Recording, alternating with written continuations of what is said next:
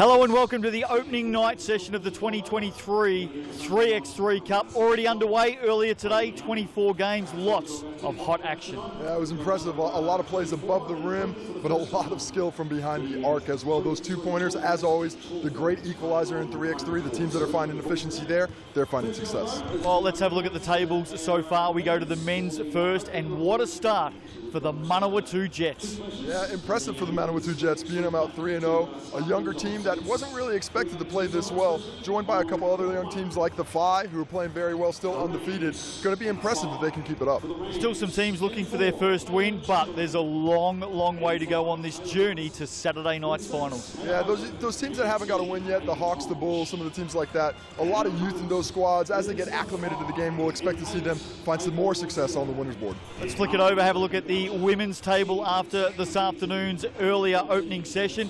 What a start. Pacifica to Vakai, 2-0. Yeah, the way they're shooting the ball from deep, really impressive. The two-pointer, the great equalizer. They're an undersized team. I thought they'd struggle on the boards. They are not struggling from deep. And of course tonight, it definitely heats up. International basketball, first time on Kiwi soil. The Australian Kangaroos, men and women, up against the Tall Blacks and the Tall Ferns. Yeah, Tall Blacks, Tall Ferns had a lot of prep. They've been here for a day. They practiced a couple times yesterday, once today. The Kangaroos just got in last night very late after a 7-hour drive from Christchurch after the flight being diverted. But they're ready to play because when you put New Zealand and Australia on the court at the same time, records don't matter, experience doesn't matter, especially tiredness from travel doesn't matter. You just got to go out there and play. Flex your muscles. It is game on. Let's get started. Night action in 3x3 Cup. In the commentary box, Nick Bewley and Maya Williamson.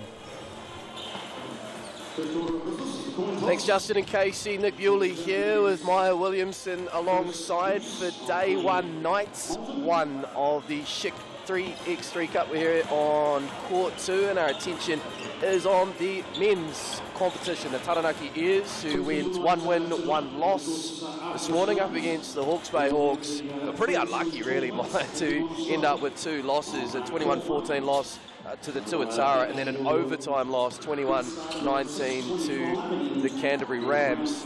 This Hawks side, let's start with them first. 3 youngsters, and then the evergreen GM of Jared Kenny. What have you made of the Hawks? You feel like they're a little bit unlucky thus far? Yeah, I think they've been pretty unlucky, especially with an overtime win, right? They could have gone either way, and then obviously not much experience for these guys, and I've heard that Jared Kenny also had a bit of a knee niggle or something like that. So I think, yeah, it's been an unlucky morning. Maybe he's had some tough teams that they played against, so, you know, hopefully they're searching for a first dub of the day. There is Jared Kenny, GM player, can do it all. An eye out too for young Jackson Ball in number 9, 15 years of age, the youngest player here at the 3x3 Cup. He really got going early doors. Lovely shot on him. The Ears, as mentioned, 1-1. They had a first up win, that was over Vakai Pacifica, 21 points to 20, and then going down to the Wellington Saints, 21-12. Tane Lavery, Ben Carlos Smith, Quinton Bailey, and Matthew Bardsley. From an NBL standpoint, this is for the Otago Nuggets. But Maya, what's been your read on the Ears? They've got quite a nice mix and balance, I feel like, of players that are well suited to the 3x3 game. Oh yeah, totally. I was about to say, they've got a really well balanced team. They've also got a epic 3-on-3 player with Tane Lavery. He is just built for this game. So crafty, so athletic, and a lot of experience. He's actually named the Rookie of the Year at the 3x3 XE Cup last year. So obviously he brings a lot of experience, and then they've got height and length. So they're quite a well-versed team that's built for this kind of game. Exciting game in prospect, and an exciting night ahead for the first time on our shores.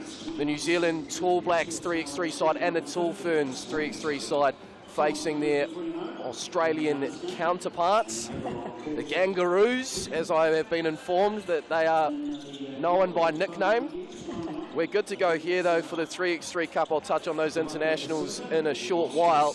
And our focus is on this one in the men's competition, the Ears and the Hawks. Jared Kenny and Tane Lavery taking an early seat. Slight delay here as we wait for the clock to set. And Hawks will have first possession. Their young trio. Here is Jackson Ball. Catches Bailey in the air.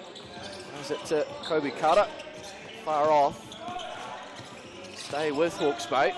Yeah, offensive rebound's been a big part of team's game here today. Obviously generating extra positions, you don't want to give those away. Bardsley did well there on the closeout on ball and then gets an easy one to open things up. And then another nice defensive read too by Ben Carlisle-Smith. And he can put them up, can't he? Yeah, he absolutely can. It's been a part of his game. He's really extended over these last years being in Taranaki, and it's obviously paid off well for him. What a defensive start this is. 4-0 for the Ears. Ball finally opens Hawke's Bay's account, then a complete breakdown there between Bailey and Carlisle-Smith. So we'll go back the way of the Hawks. A rare one at that, though. 2 experienced players. I'm sure we won't see that very often. Ball on the floor for the Hawks. A nice finish there by Carter. Yep, able to use his size advantage there over Tane. Not much Tane could have done about that. Here's Carlisle-Smith once more. The bank's open early. A couple of twos early doors for Taranaki. Got a bit of breathing space here. 6-2 lead. Over a minute gone. Oh, friendly roll there for Carter. That is what you call shooter's touch, that's for sure. Lavery looking to connect with Bailey. Well read though by Ball. Hawks just finding their feet after that hot start by the Ears. Just as I say that though, another turnover and another easy one. A dunk for the Ears. Yeah, pretty punishing start here from Taranaki. Smiler with Bailey in front. Might have travelled there, yes. Subs in. Smiler will take a seat. Jared Kenny into the game. Take a look at the GJ Gardner-Holmes replay. Just drag that extended foot. Wow. Strength there by Quinton Bailey. Yeah, just showing his expertise, right? Able to just go downhill. I don't think anybody really in this game can match his strength and athleticism. Ball movement here from the Hawks. Carter creates space. Seems that one a little short. Look at his last touch by Bailey. No, might have got a touch off a Hawk. Will be his position. Just on those internationals, so at 6:25 over on Sky Sport 4, the men open things up, New Zealand v Australia. And then on this channel here, Court 2, Sky Sport 5, the women at 6:45, game 1. Both the men and women playing each other 8 times over the course of the next 4 days, 2 games each. Yeah, it's super exciting, right? It's awesome to see how much 3x3 is establishing itself, especially on the international scale. Especially to have those games broadcasted here, it's really, really exciting. 100%, and to a global audience as well. Who's joining us on the FIBA YouTube channel. Welcome. Hello to our parents at the international schools overseas, ain't it? Yeah, I was going to say Hong Kong and Ghana. There's a couple of views each from those countries. I think we'll know where they're coming from. As the Ears look to get to work once more. Leading 9-6. Almost a friendly roll there again for the Ears. This time as Carlisle-Smith are halfway down. Good body position there though by Bardsley to hit the back of the backboard. Yeah, Jared Kenny did a really good job to recover. Obviously didn't get the offensive rebound, but able to contest that shot. Stays with Taranaki. Bardsley, Lavery and Carlisle-Smith on the floor. And Bardsley looks to finish with the left. Good follow with Tane Lavery, as you're mentioning. Maya well versed to this version of the game. Absolutely. Fortuitous fall there for Kobe Carter. Opted against contesting the rebound. Yeah, they'll take what they can get at this point. Obviously struggling to score a little bit with Jared Kenny, Herring and Niggle. So they'll take anything they can get, especially if it's that easy. Might have just had our first foul of the ball game, 3 minutes 20 in as well. Yeah, it's a physical game, this one, and the refs allow a lot, that's for sure. Good drive and finish by Jackson Ball. What a player, eh? So impressive at only 15 years of age. 100%. Get it done multiple ways. As Bailey finishes at the rim. Ball checks it out beyond the arc. And the Hawks reset through at the other end of his career. Jared Kenny, but still offering plenty for this Hawke's Bay outfit. But it's the Ears thus far who are have the advantage, 11-8, 12-8 in fact. Just over 4 minutes gone as Kenny to get around Bailey and then draws the foul. I think this is the first trip to the TAB stripe of this contest. Jared Kenny to shoot one. Despite giving up that foul, Quinton Bailey's done a really good job defensively so far. I mean, that last position, he defended pretty much the entire position, able to switch on to smaller guards and stay in front, and then that one obviously just gave away a foul, but he's done a really great job defensively. Kenny adds one to the Hawks account. A costly turnover there though, Taranaki just a little bit casual.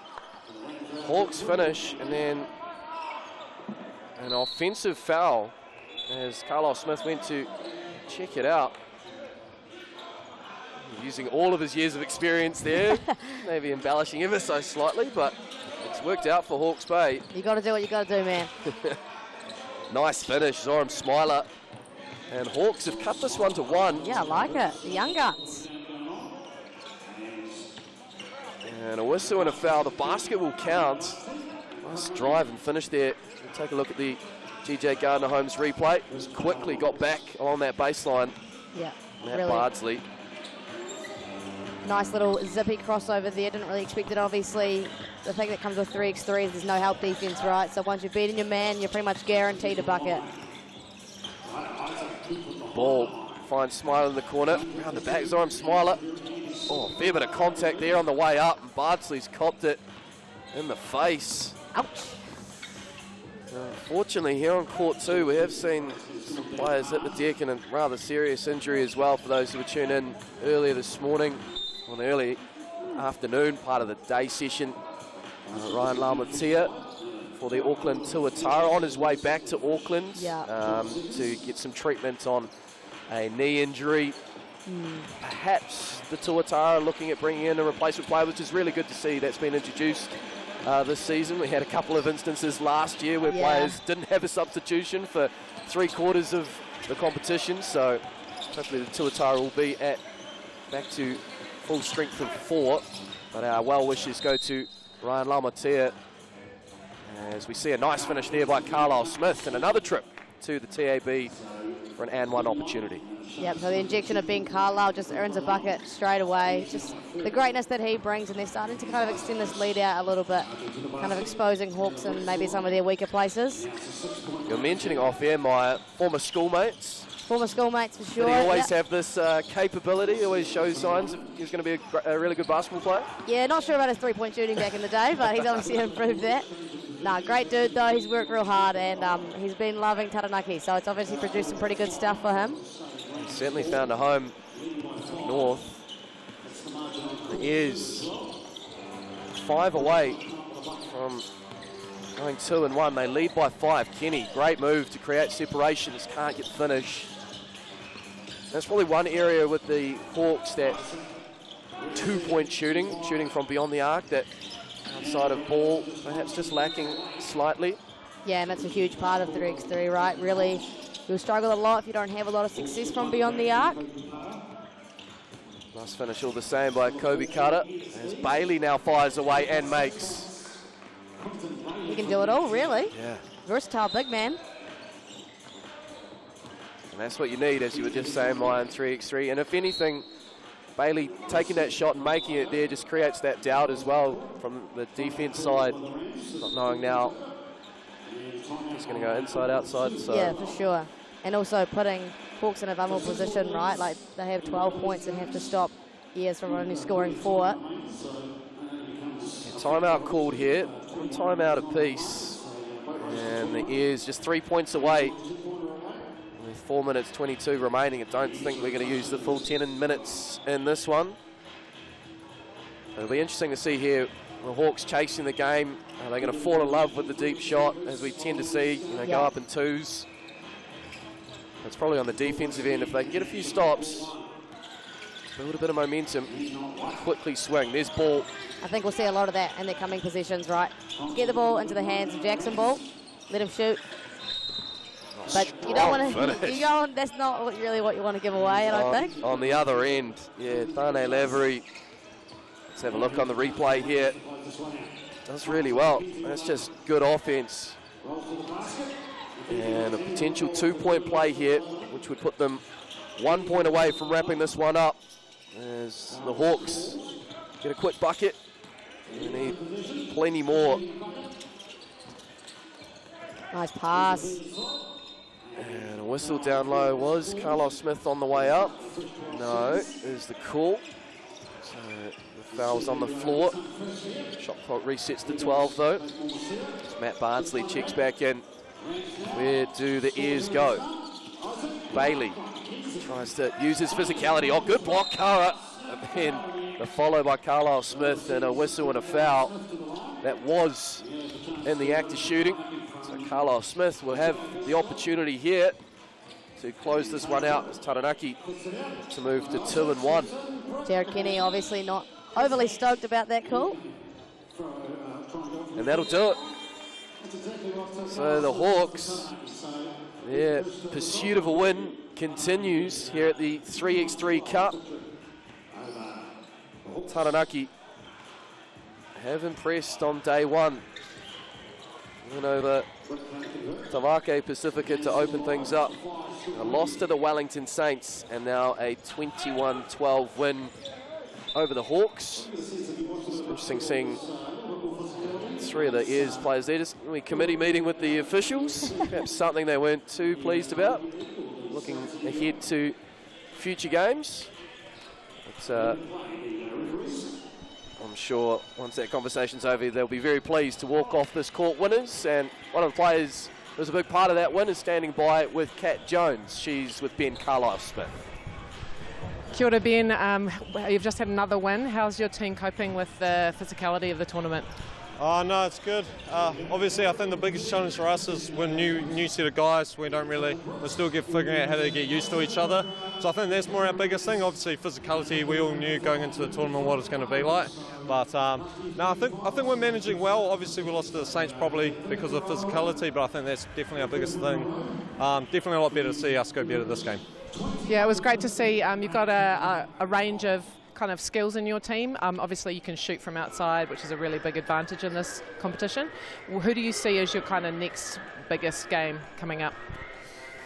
Oh geez, there's lots of good teams out there.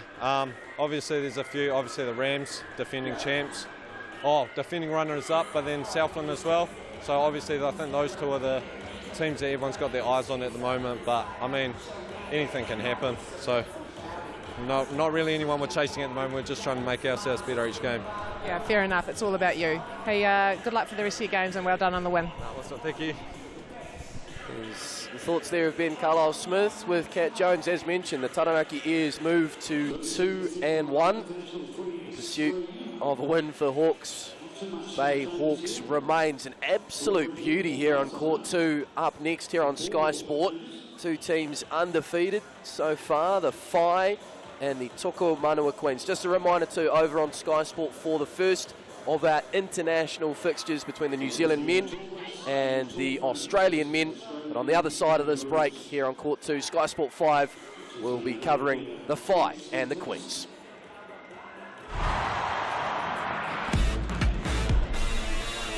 So we're going to ourselves set for this next round of games. I can see women are ready to go, so we'll bring that in out into Court 2 first. So next up, first look at their evening functions for the women's section. It is the Whai taking on the Queens. So make them welcome for the Whai in 9, Honey Cooney. In 11, Jay Pierasoni. In 27, Anika Highlands. And 44, McKenna Dale. And their opponents are the Queens. In 3, Jacinta Bingley. 7, Stella Beck. In 11, Eva Langton. And in 24, Zoe Richards.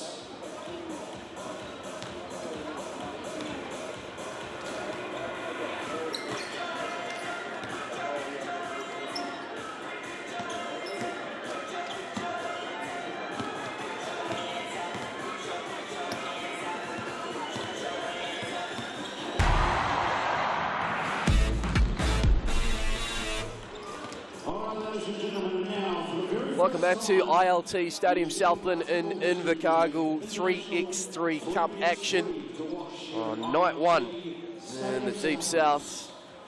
Really looking forward to this one. Nick Bewley with Maya Williamson alongside. It's the Tokomanawa Queens and the Whai, both with wins earlier in the day session. The Whai beat the Northern Kahu 21-12, and the Queens 21-8 winners, pretty convincing over the Southern Hoiho.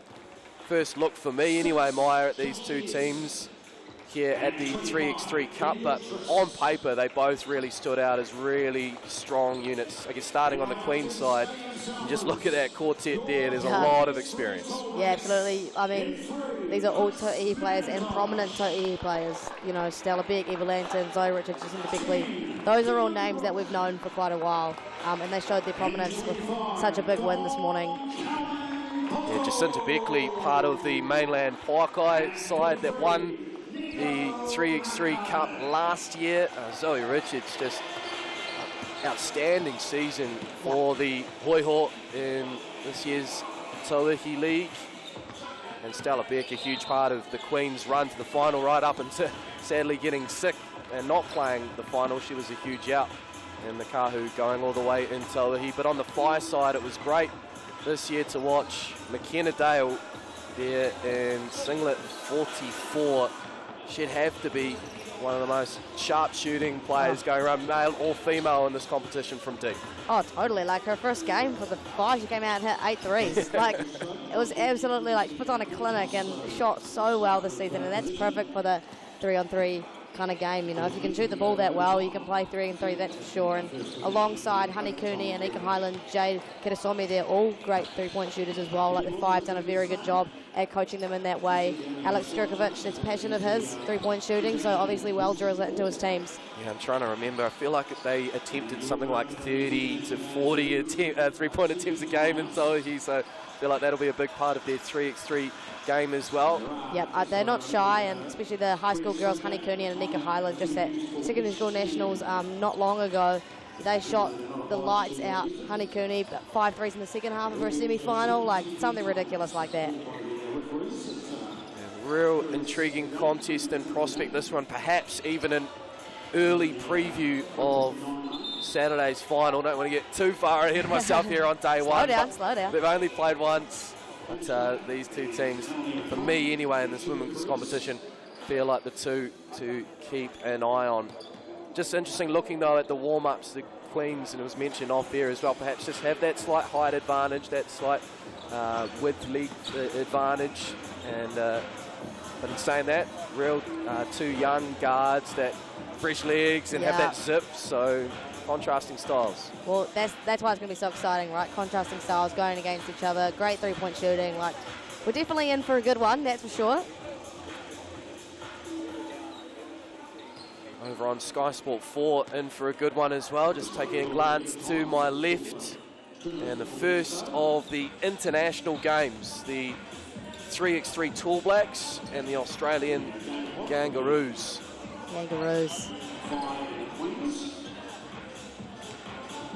Yeah, it's really cool just to see that they're playing this now in New Zealand for the first time.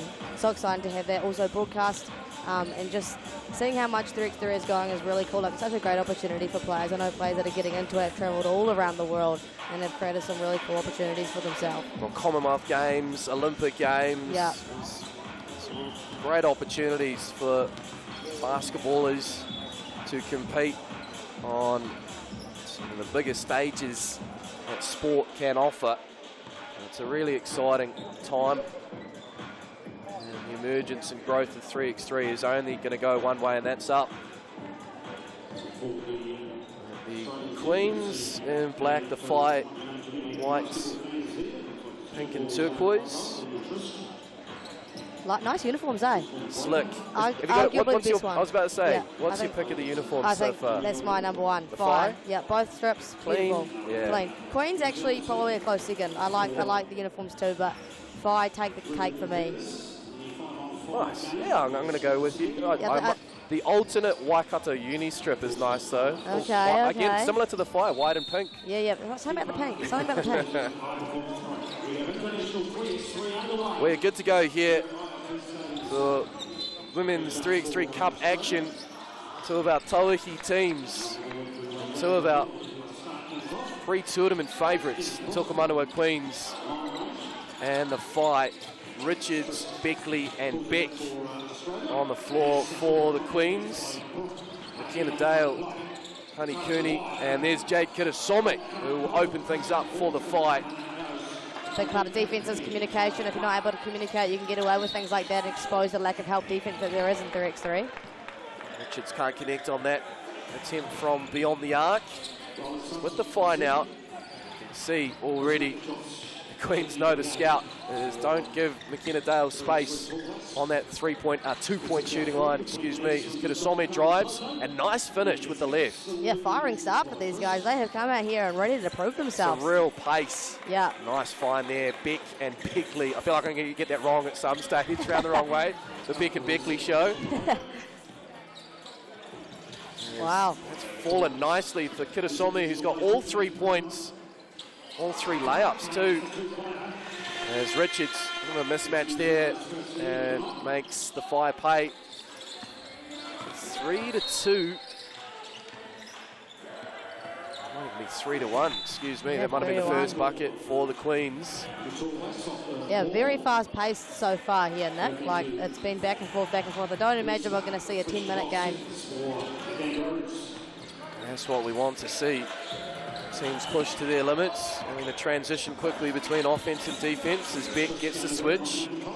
Langton onto the floor. Here's Richards again, this time with Dale in front. A nice finish again, Zoe Richards. Obviously, game plans to get Richards going down low. Nobody that is really her size, so she's able to kind of get anything going, again, especially against their tallest player, McKenna. You don't see that too often. A 20-footer in 3x3, but a long one there. And McKenna Dale opens her account. And can she now push it out? Just leaves that one short. This is the assignment there on Langton. Gets away with it. And that's how quickly you have to adjust, right? Offense to defense. Oh, nice. Comes off the foot of Beck.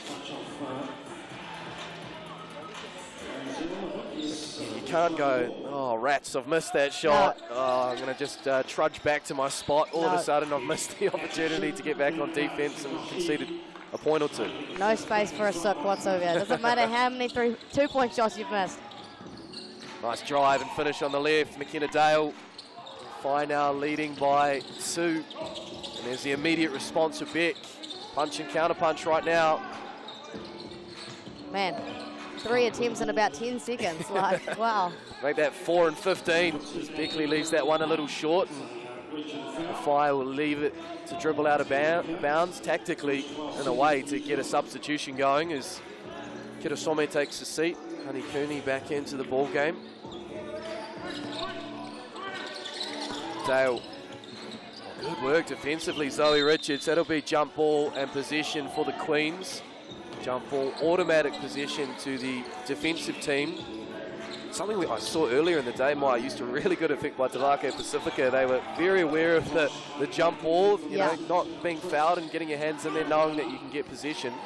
Something you wonder if, as the more we go on with the tournament, will start to be employed by more teams. And despite either way, like, they're just doing a really good job of being really aggressive defensively on the 2-point line and forcing them to not even break the key at all and then force turnovers as well. They went for it again there, the Tukumanua Queens, but that time caught and fouled. First foul of the ball game.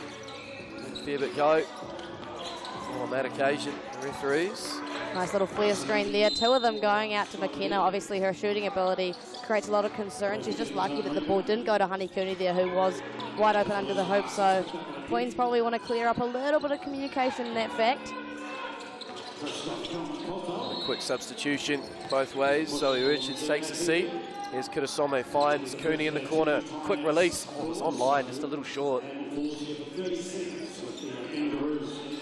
With the Queens out of Wellington. Here is Beckley. Good patient move there, just into Beckley. Yeah, that was pure class. However, Honey Cooney looks to clap back. Offensive rebound collected really well. Oh, shooter's roll. Jeez. Wow, you're not going to see that very often. That like defied the laws of science or something. And a foul in the act of shooting there on Stella Beck, excuse me. God, these big names are getting you, mate. Beckley. Getting you. back to back. Yeah, it's just a mess. Been a long day. We're only day one. So much more basketball to come over the next 3 and a bit days here in the deep south. Oh, yep, letting a lot of physicality go today. Say, no whistle there. Look pretty close.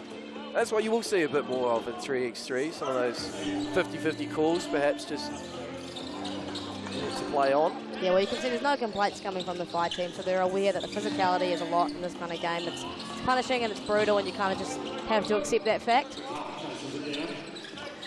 I'm not going to change the call after the fact, or very, very rarely. As Richards hits the deck.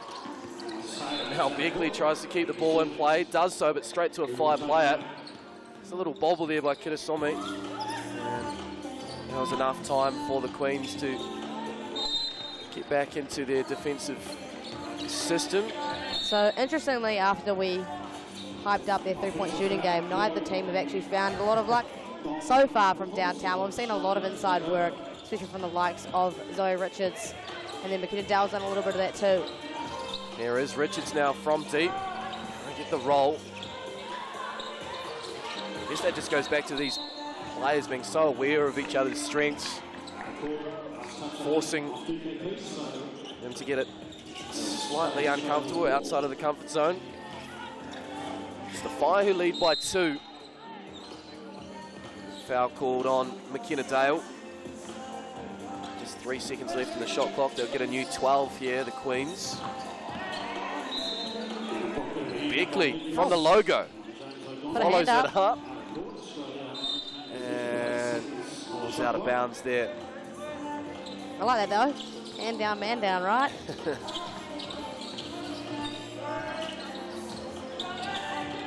It's a good time to perhaps catch the defence unawares there at the check ball. Not expecting it. Oh, great defensive work there by Beckley. And slings a pass cross court to Stella Beck. Good recovery by Dale. The ball's getting some air here. What about the defence though? And now Anika Highland. Can she convert from deep? No, but rebounded Kitasomi. Stays with the fight. Is that short? Well, it really opened up early offensively, Maya, but now it's a bit of a grind to get a bucket. Yeah, absolutely. You know, they lit it up just to start the game. Things have slowed down a little bit more as both teams have kind of settled a little bit more into their defensive game. Stella Beck. Not rolled in, but Stella Beck doing Stella Beck things. Tidies up and adds 1 to make it a 1-point game. 4 minutes 30 remaining, so we might in actual fact need all 10 minutes in this one. Must have jinxed it or something. McKenna Dale does a really good job at recognising that players are going to play her so closely on the 2-point line, because she is such a good 3-point shooter. And she's done a really good job to expose that and get downhill, obviously earning herself a trip to the TAB line.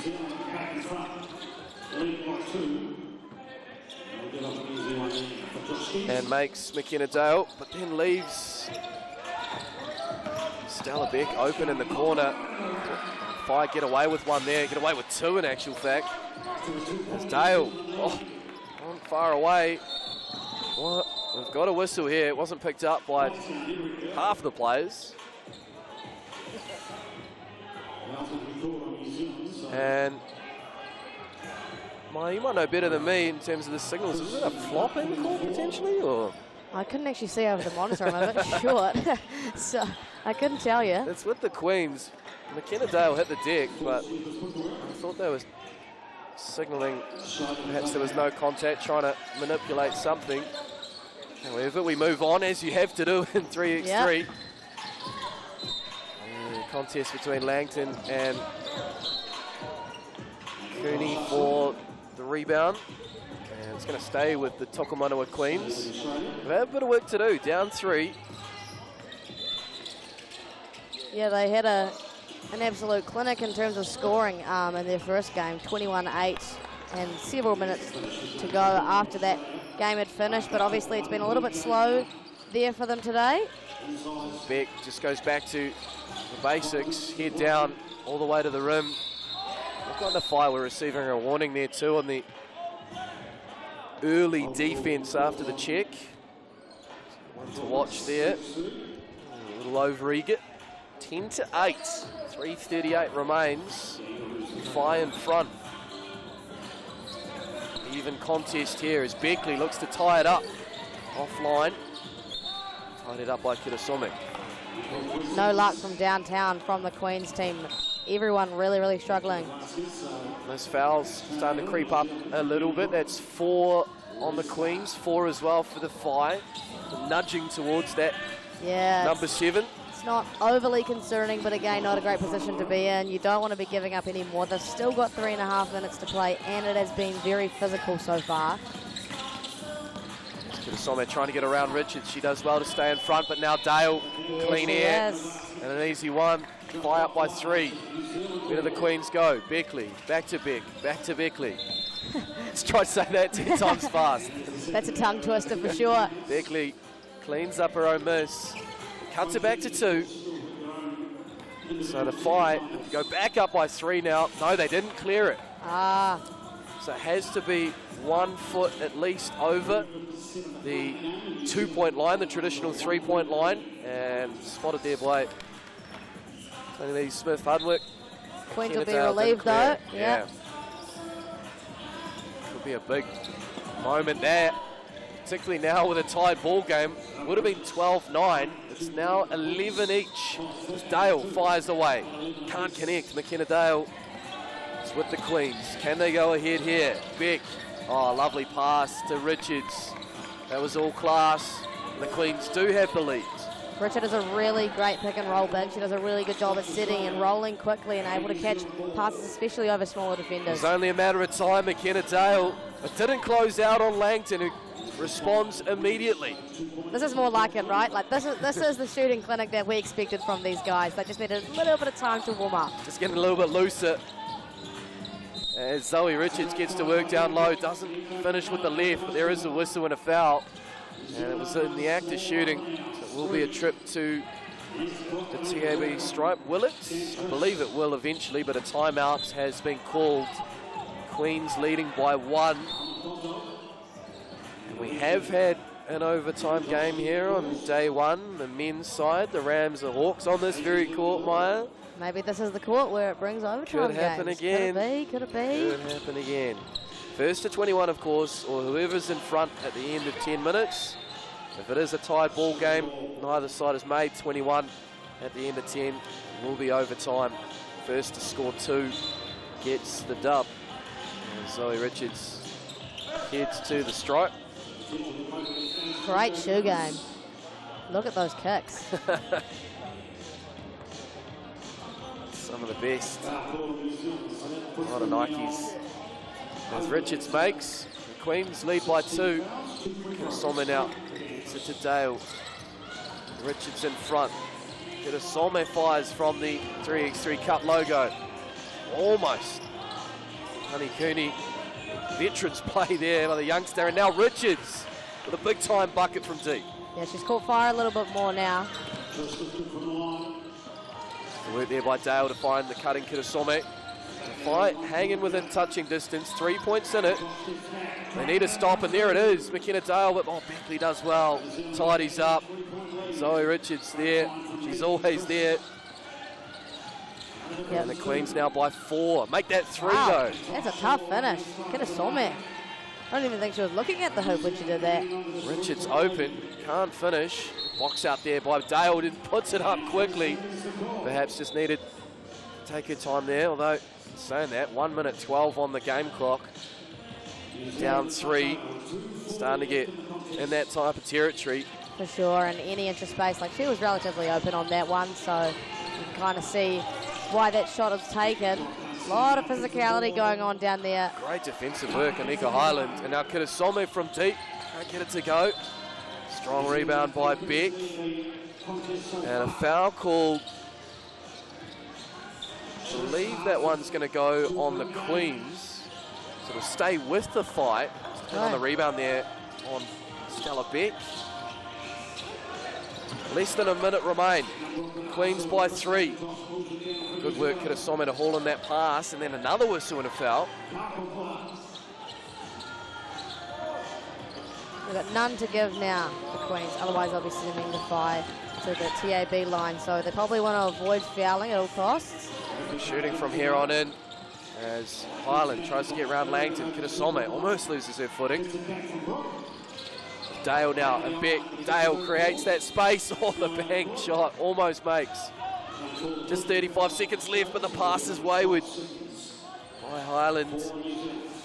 Yes, That might have been the opportunity there for the Yeah, fight. absolutely. Like, you generate an extra position for yourself when the Queens are a little bit out of position as well, having that offensive rebound, but unfortunately give away the turnover and then now give away a foul, which will put them also on 6 with none to give. The trip to the TAB, the foul, and the act of shooting on Beck. So this would put the Queens 2 away and 4 clear of the fight. Some breathing space. It'll take a lot for the fight to get out of this one. Surely got to get it in the hands of Dale. She finds Highland, fires away. Wasn't far off, gets her own rebound. Dale, again, almost identical. Dale gets a rebound though, Kitasome, third time lucky, no. And eventually a whistle and a foul as the Queens tidied up. That'll be all she wrote. But what a contest. I mean, yeah, at that point, what can you do, right? You had 3 opportunities and none of them went down. All good looks. Yeah, absolutely. But it's been a great fight, right? Like, we've seen some great basketball here today, that's for sure. I still get to 21 here, the Queens. Shooting 2, of course. Stella Beck makes the first. This will do it. And the Queens will head to 2-0 with 21 points scored. And they get the roll and get the win. The Tokomatua Queens move on. 2-0. The Whai, though, very competitive and very much going to have a say towards the back end of this competition, you feel? Yeah, 100%. That could have really gone either way. Queen just kind of started to light it up a little bit, and the Whai really didn't have much luck from beyond the arc. So definitely I think either team could get that again, and, you know, like you said, that could be an early preview of Saturday's final match. Cracking contest, that one, and there'll be another one up here shortly on Sky Sport 5, Court 2. The New Zealand women, the Tall Ferns 3x3 side, taking on the Australian women's 3x3 side. While this break is on, though, really encourage you to flick over to Sky Sport 4. Real tight one between the New Zealand men and the Australian men on channel 54. But we'll take a short break here on Sky Sport 5 on Court 2. On the other side, the New Zealand women taking on the Australian women. And in commentary, James Lisserman and Kat Jones.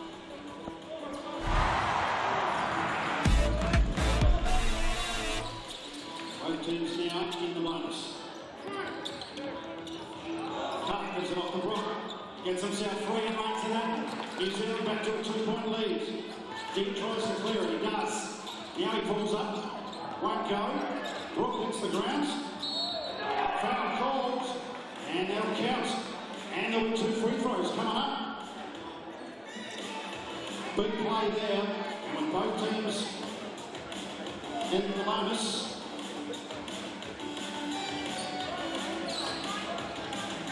And I'll see Jacob firmly to the line.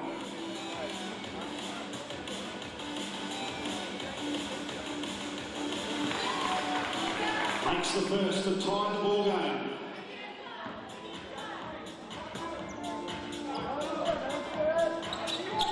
Traffic, ice in his veins. McIntosh. New Zealand put away. Leading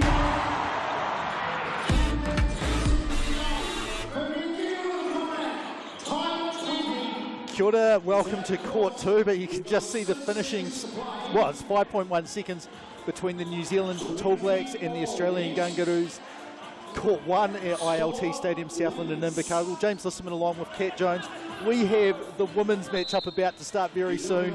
But yeah, honestly, I recommend switching over to Sky Sport 4 and then come back here in a couple of minutes when we'll have the Australian women's national team taking on the New Zealand women's national team. But yeah, Court 1 2020 tie game, 5.1 seconds.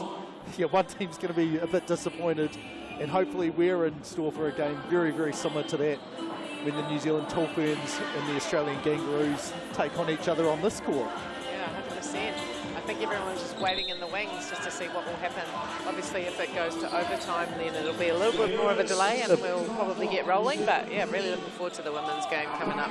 Yeah, I always wonder, like, you see a game like this, does it make you, you know, super ready to play? As you can hear a bit of a cheer there, and so you can see that in the background what just happened there. So there was a timeout, so there is a tiny bit of time, but maybe that's over. Yeah, you can't have one then. So yeah, I wonder, does that make the New Zealand Ferns super motivated? Like, we've got to match the men's and do just as well? Yeah. Or do the Australian women, the Kangaroos, say we've got to like even the series at 1-1 by trying to get a win here on court number 2? To be honest, I think they'll probably just worry more about their game, you know, like they've obviously got a series happening here with a few games to play, so they'll just be kind of feeling each other out, seeing, you know, what their strengths are. So yeah, really looking forward to seeing how the women go so in the next game. Yeah, the New Zealand women, so they have a squad of 5 here. There's going to be 8 games in the series over these 4 days, so 2 every night, tonight, tomorrow night, the night after, and then when we wrap up on Saturday night, they have 2 final games then. But their squad of 5, they obviously can only activate 4 of them for each session. So tonight, or at least in game number 1, they can change it from game to game. Lauren Hippolyte, she'll be on. Number 2, Kendall Hedemeier. Number 3, Olivia O'Neill. And number 4, Shavana Pulvas. But coming out for Australia, the Kangaroos, they're going to be in their gold and green uniforms. They've just hopped onto the court now. As you can see us in our commentary area, Kat. Yeah, I'm not 100% familiar with all the Australian players. Bride Kennedy Hopoate, Taylor Evans, Jackie Trotto and Michaela Donnelly. Not the same squad that they had at Asia Cup last year, but yeah, obviously they're a strong nation for 3x3 and for 5-on-5 basketball, so I'm sure they'll bring some talent to this game. I think so. I think a bit of a height advantage for the Australian Kangaroos here, just when we see them lining up next to each other. Yeah, I think they'll be starting it very, very shortly here, as we're probably about a minute or 2 behind. Looks like the Ferns are going to try and quickly get some warming up in the Kangaroos while the coin toss is happening. So looks like Lauren Hippolyte, captain for New Zealand, number 2. And then for Australia, it's Michaela Donnelly as their captain. Yep, they're giving them a little bit of a warm-up, good to see, but yep, we'll be starting pretty quickly, as there's a few more games after this one to play tonight. So I kind of expected Shavana Pulvas would have been the captain here for us, being probably the longest tenured player in the New Zealand program, but I guess Lauren Hippolyte's possibly played the most 3x3 games. Maybe she's really good at winning coin tosses. Well, that as well. I know some sports you see like your player, and that, yeah, we can see that the name's not spelled exactly right. It is Lauren Hippolyte, Hippolyte,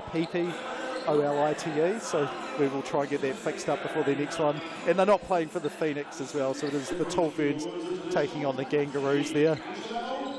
But it is definitely New Zealand taking on Australia. Australia here will start with the ball. Donnelly up the top. And we're ready to go. The thumbs up are there. Sees Donnelly comes off the Kennedy Hopoate screen and then finds her inside. And you can see quite a bit of height advantage. Draws a foul straight away. Pretty deep catch in there. She was kind of having to battle underneath the backboard, but Lauren a little bit undersized to deal with that height.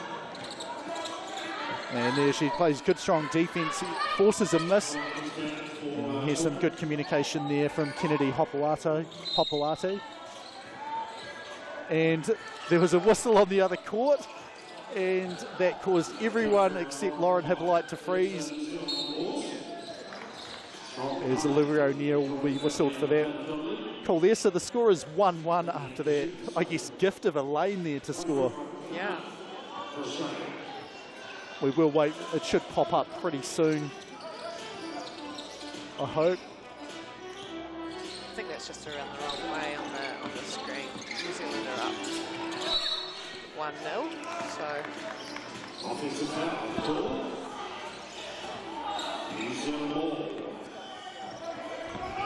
So yeah, the score is officially New Zealand 1 and Australia 0. So And here's Olivia O'Neill just driving inside. The little lean back. Can't quite make him. The rebounds taken there by Bride Kennedy Hopolate. And you can see just the... I mean, I feel like you probably could have called a double foul there as both players, they were just holding on to the other player, but Olivia O'Neill, she's the one that ends up getting pushed out of the way, and Kennedy Hopolate, she's whistled for the foul there. I guess the good thing is, you know, the Kiwis have shown that they're not going to back down from contact. Nice pass, Kendall. Yeah, Shavana Pulvas driving to the rim there, and they get the steal as Australia, the Kangaroos, try to clear it. I mean, if you can't be physical in 3x3, you better be an absolutely knockdown shooter, or you're not going to be able to play. See Lauren Hippolyte just a little bit too exuberant on the defence there, gets whistled. I think she's right that Donnelly was out of bounds, but I think it was out of bounds after the push. There's deep 2 there, goes down for Taylor Evans. So Australia Kangaroos on the board now, 2-2 the score here. And Hedda Meyer, she just gets clipped there, goes to the ground. We're just trying to get the score bug corrected for you, but 2-2 the score, 8:41 left in the game. Game number 1 in the series of 8, and both teams on 3 team fouls apiece. So Hippolyte swings it over to Hedda Meyer. And O'Neill sets the screen. Hedda Meyer, deep 2, no good. And there we go. There's the double foul that I said maybe we will be seeing. So here's whose ball is it here? Because the ball was actually in flight, so nobody had possession. So I believe it will be Australia here.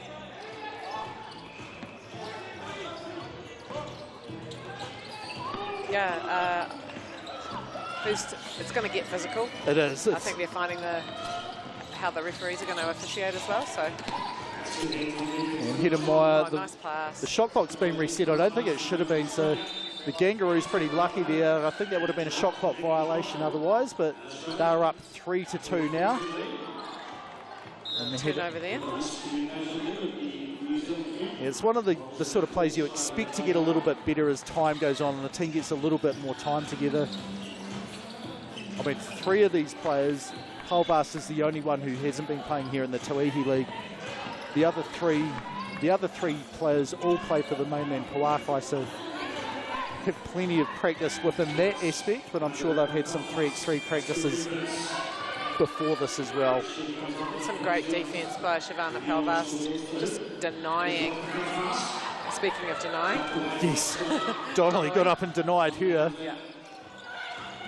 O'Neill trying to square up. Forces a pretty tough shot from Evans. That was a good job on defence there by O'Neill. Thought it might have been close to a 3-second back down.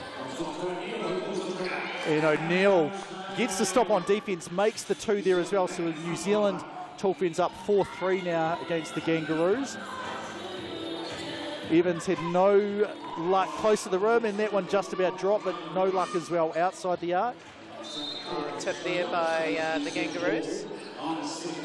So substitutions for both teams. There are media timeouts in this. We aren't going to be stopping for an air break, but I guess it's pretty helpful for the players because then you can just spend a little bit more energy knowing that you've got two guaranteed rests as well. There's a turnout screen for Hippolyte. Quick release, no good, but Pulvas gets the rebound. Hippolyte, the quick cut, she could have gone up then. And there is the 3-second violation. Yeah, you've got to get that ball up pretty quickly in there, and it looks like we're having our first media timeout. Yeah, and I love the signal for that. You know, pretend you're an old school video camera operator winding it. Just like charades back in the day. Yes, exactly. Yeah, we're going to do a movie now. Referees Hamish Dale and Melanie O'Connor. So in the early going, I mean, there's still kind of, you know, almost more fouls than points. Yes. So I think hopefully you get to see a little bit more shot making in the next couple of minutes. Yeah, well, I think, you know, despite you saying you want to focus more on your own game, I think these two teams saw the men's counterparts playing like, oh my gosh, that is really physical, and they came ready for that sort of battle against each other. And yeah, 4 fouls apiece in just over 3 minutes. One of them being a double foul is Kennedy Hopewadi right at the rim, just rolls out and Hippolyte clears the rebound. Shuvi posting up against the smaller Donnelly. Yeah, but pretty good defense so far from guards from both teams down inside the paint area. As Donnelly turns and spins. Evans decides, I think it's Evans it is, yeah, decides I've just got to shoot that without much time. Hippolyte, feet must have moved. I couldn't see it with the screen in front of me. Yeah, unlucky. I think, yeah. She had her time again, she would have just shot it. Well, she did at least get the shot in afterwards, so she's probably got her reps in for that. There's Trotto out to Donnelly. That two a little bit short, so New Zealand ball at the top of the key here. Score 4-3. As you can see, the only thing wrong with what we've got is the actual score graphics for the teams. It is definitely New Zealand taking on Australia. Here's Hedemeier, spins back and forth to both directions, tries to flip that in, no good. And rebound, no good. Gets a second offensive rebound and just, I think, rushed that one there. Yeah, she short-armed it. I think we were lucky there too. The New Zealand team got a basket reset when the ball didn't hit the rim. Right. Here's Hippolyte off the screen, no good there. And Trotto with the rebound. Kennedy Hopawate, she shoots the two, no good. And now people are beginning to look a little bit tired despite with just having the media timeout. This Pulvas, she gets her own back, blocks that one out of bounds. And again, no score since the timeout, so I asked for some shot making, but yes. no, it continues to be a bit of a battle. No fouls though since then as well. It's still just 4 apiece. Yep. So it's a bit of a war of attrition. See if Kennedy Hedemeier can make something happen. So well, they were looking, they were looking for a flare screen for Hippolyte, but Evans did a good job just to, you know, interrupt the timing of that by knocking the ball away. Kennedy Hopawate, she dribbles into a two and drains that one. So the Kangaroos with a 1-point lead now, 5-4. Both teams making a substitution here. Donnelly back into the game, and on miss who came in for the Tall Ferns. Olivia O'Neill, she's back in as well. She drives to the hoop. And well defended there by Donnelly. Here's Trotto. And that looked like very physical defence. Clearly a foul on 5-on-5. I have seen that not always be called in 3x3 games. But Pulvas clearly stepping towards her Australian counterpart. Here's the handoff, Donnelly up the top, dribble weave. And they find Evans. So far she's struggled a bit from behind the arc. But with them setting up the play for her to take the shot, obviously expecting her to make those as Hippolyte draws the foul. You think that one was an easy one to call for the officials? That's about the easiest, least contentious one. Like you see here the fake and just, yeah, Donnelly had it wrapped up. I think decided at the very last second, actually I'm going to try not foul, but it was too late by then. So Hippolyte at the TAB strike. Drains that, so 5 points apiece. And at this stage, it does not like we're going to have a team get to 21. No. It's going to be a battle. Well, there are going to be some very sore bodies, I think, not only after 8 games, but definitely probably even after 1 game. And Justine Reid, coach of the 3x3 Tall Ferns, will be able to see who's working well together, you know, the combinations that they've got, and they've got obviously got a 5th player that they can bring into the mix as well, Asia Anderson. So there's 4 seconds on the shot clock here.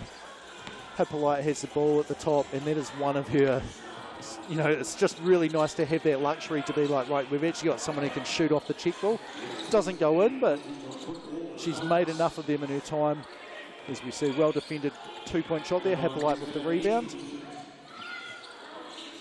Crosses over and she's looking, finds one of her flatmates, Olivia O'Neill. The flip shot drops down, goes in. So New Zealand a mini run here. And there's our second media timeout, courtesy of Hamish Dale. So after the timeout, Olivia O'Neill will be shooting one. In terms of player, I really feel like it's what sort of skills do you want and who works well together, and also what does the other team have and what are their relative strengths and weaknesses, and how do you match up with them? So Yeah, I think the size thing, I don't think it's a huge issue at the moment, but Kennedy Hopoate is trying to post up inside and you know, putting our smaller players in a position where they can back down. But it's 3x3, so you're allowed to be a lot more physical, and it hasn't been that successful for them so far. So. And I mean, one of the advantages they have, like, it's about 3 years old now, the 3-second back down rule. So you know, if you're a guard, I only have to defend for 3, maybe 4 seconds if they turn around. And Olivia O'Neill, no good with the free throw there, but the hustle. It pays off. It does. I heard Hamish Dale say it's going to be black ball. And they've got a 12-second shot clock as well. So 5 points to 6. New Zealand up by 1 inside 4 minutes. No more media timeouts, but both teams do have their own timeouts that they can call after a whistle. And well defended there, Australia. They look for Kendall Hopawati. Shot clock running down. Yeah, she's only got 3 on it. Dribbles into, was going to be a 2, and Polbas knew there wasn't much time, just closed the airspace then, forces Australia into a turnover.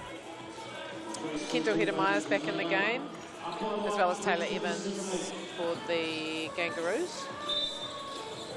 Now Kendall Hedemaya can really get hot from outside the arc, so hopefully we get to see a little bit of that sooner rather than later. And there's someone else who can, not this time though, as the shot falls a bit short. Yeah, Hedemaya is, she can sort of lull you to sleep, and then all of a sudden she just explodes and turns on the jets and can go way faster than, you know, you just expected her to. She kind of rocks you to sleep, and then all of a sudden she can go past.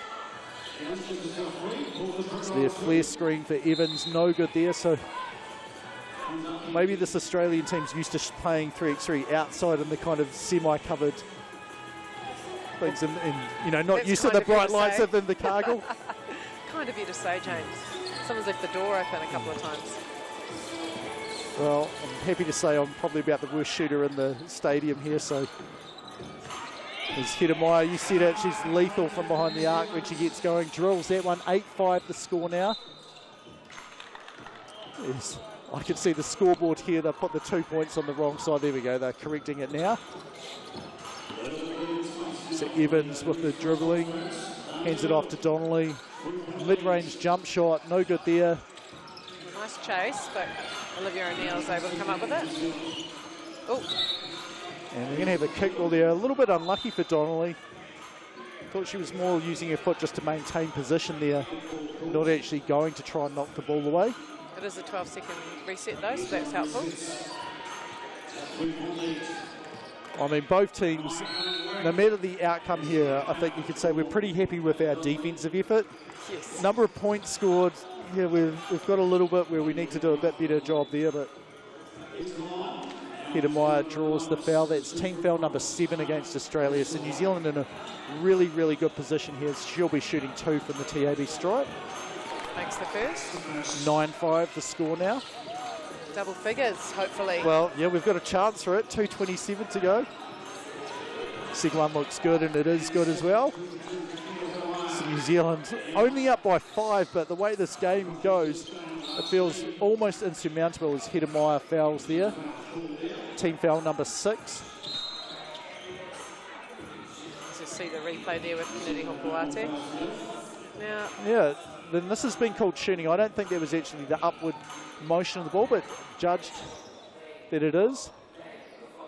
In New Zealand, this is how I've explained people should line up if you've got a shooter outside. One high to take the free throw shooter, and then one down low, which is Polbast against Evans, and she gets, well, it's a rebound through the rim. So 4-point lead now. Donnelly to Kendall Hopawati, back to Donnelly, no good. She tips the rebound out. And Donnelly, she's fouled shooting 2. It doesn't even matter if it's a 1 or a 2 because team foul number 7 for the Tall Ferns. so on the line anyway for 2. At this rate, we're going to get to 10 team fouls. We are. Maybe you know, the fouls came really, really quick. The first couple of minutes slowed down for a bit, but maybe we're going to finish off with a lot and have a chance to get to 21 points. Donnelly misses the first. And Kendall Hopewadu, definitely accidental. I wonder if it's going to be a delay of game warning. Or is it an issue we need to just mop up the sweat on the floor? Yeah, Palvast is like, hang on, she threw me to the ground. Or, you know, that's what she'll say. At the very least, she lost her balance and I fell to the ground. But then she grabbed the ball and held it for like a second or two. So I haven't seen any signal for that being an official delay of game. It isn't, I don't think. I think it's just maybe a chat with the officials. And Well, see, it's one of those plays where nobody seems to know. So we had 2 free throws from Australia, made the second. Kennedy Hopewadu grabbed the well, it wasn't a rebound, grabbed the ball. when she And shouldn't then there was a whistle, and then we've just mopped the floor, and so now it's the Tall Ferns ball up the top. Palvast posting up against Donnelly. Yeah, well defended again. So this has definitely been guards coming to play inside the paint. And O'Neill called for the hold there. So that'll be 2 free throws here for Trotto. Looks like it's going to be who can shoot free throws well. It's definitely relatively slow pace. Well, I guess it's just so much physicality and effort on defense. It just makes it much slower.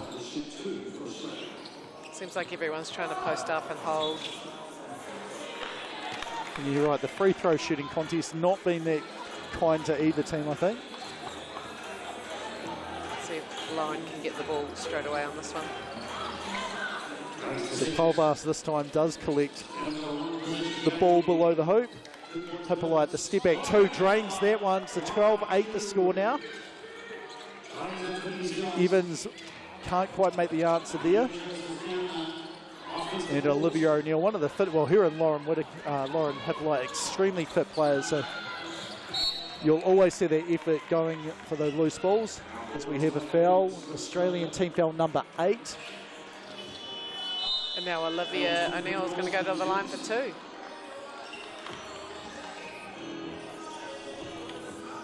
So yeah, 2 free throws here. And yeah, we were just having a quick look at the time. Next game to happen after this one is meant to be 7:05.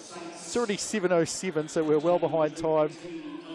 That's what happens when there's a number of fouls called on both teams, up to 16 now combined. And also the media timeouts obviously make a bit of a difference. I think maybe just that minute or two we were waiting to see what happened on court 1 as well. Yeah. But anyway, here we go. The Kangaroos going for, what a flip shot there. Trotto threw it through, and here we have the delay of game. So that first one that happened where we were wondering what might have been the call, it was just referee's discretion. We're going to say we're just blowing it dead to wipe the floor. Well, it's been one of the shots of the tournament there. Palvast spins, hits the shot inside. New Zealand up 13-9. The Tall Ferns over the Kangaroos. And that shot is way off there for Donnelly. And you see Donnelly just wiping the sweat off her elbow and her arm. Well, it is reasonably warm inside here. And we're just sitting down, like we're not putting in the effort. Offensive foul here, no free throws on this one, but it does put New Zealand onto team foul number 9. 48 seconds to go. Yeah, Australia down by 4, so you draw a foul, get 2 shots and the ball back. There is a way which they could make this happen and turn around for them. So Donnelly, great balance there by Evans. Can't make the bucket though, and Palvast tip out. So you're actually better off not fouling and letting them have the one. I think, 100% when you're at In the bonus. the double bonus. Yeah. And Palvast is like, well, there's no time, I have to shoot this one. 27 seconds, great defensive possession for the Kangaroos there. I mean, it's looking like the match is over, but we'll just play the last 27 seconds. Yeah, out. I mean, You never know. 4 points is the difference. Kiwis just need to not foul. You can see there Pulvas just happy, well, not happy, but willing to give up the 1 point layup inside. O'Neill draws the foul. She'll be shooting 2 here. Kangaroos foul number 9. I've been impressed with Olivia O'Neill. I think she's made some smart decisions and read the game and knows what's working and what isn't. Yep. And her fitness level, like that, just you can see when people started getting tired and hard to put in that effort for the the rebounds that bounce far away. Like she's someone who can keep going for a very long time. And a good sign of a fit player is, are they able to make their free throws at the end of the game? Oh, she made at one. least 50% of them, right? Yeah. Anyway, offensive rebound for New Zealand. Hippolyte here. Just saying we're happy. 3 seconds on the clock. They will have to shoot this. Oh, and what a shot. It's probably, aside from the other shot she made earlier that was a bit like a scoop shot, that was probably the shot of the game. In a game that didn't have a great many No, not a whole made. lot of scoring. We do end up with both teams in double figures. The New Zealand Ferns take game 1 over the Kangaroos, 15 points to 10. We're going to sign out very, very quickly, only for about a minute's break here. When we come back, it'll be the West Coast Rapids taking on the mainland Pouakai. Court 2, session number 2, but day number 1. The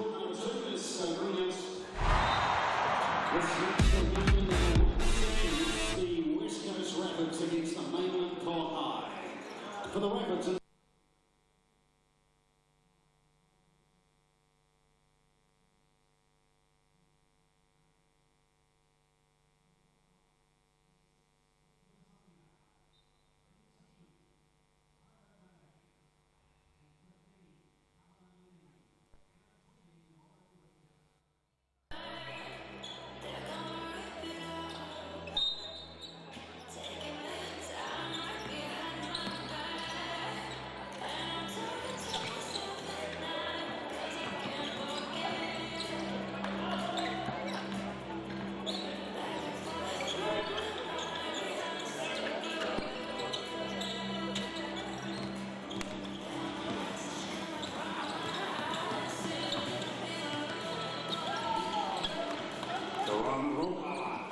Long range, that's the Rapids going.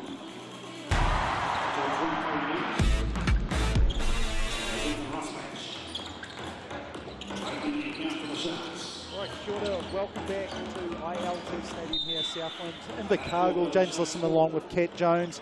Game number 4, session number 2.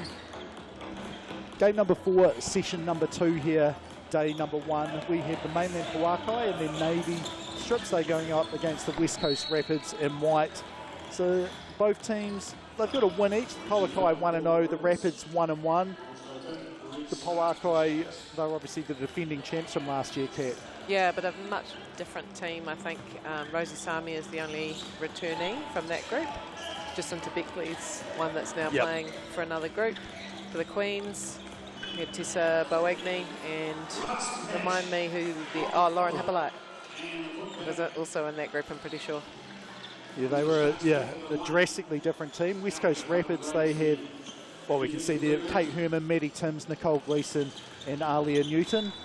And then the Pouakai, Tiana Day, she's number 10, Rosalie Samir, number 6, Lauren Whitaker, number 20, and then Kavana Lenny, she is their 4th player. Anyway, first point scored for the Rapids, and we're going to see, I think, quite a bit of 2-point shooting between Nicole Gleeson and Kate Herman for the Rapids.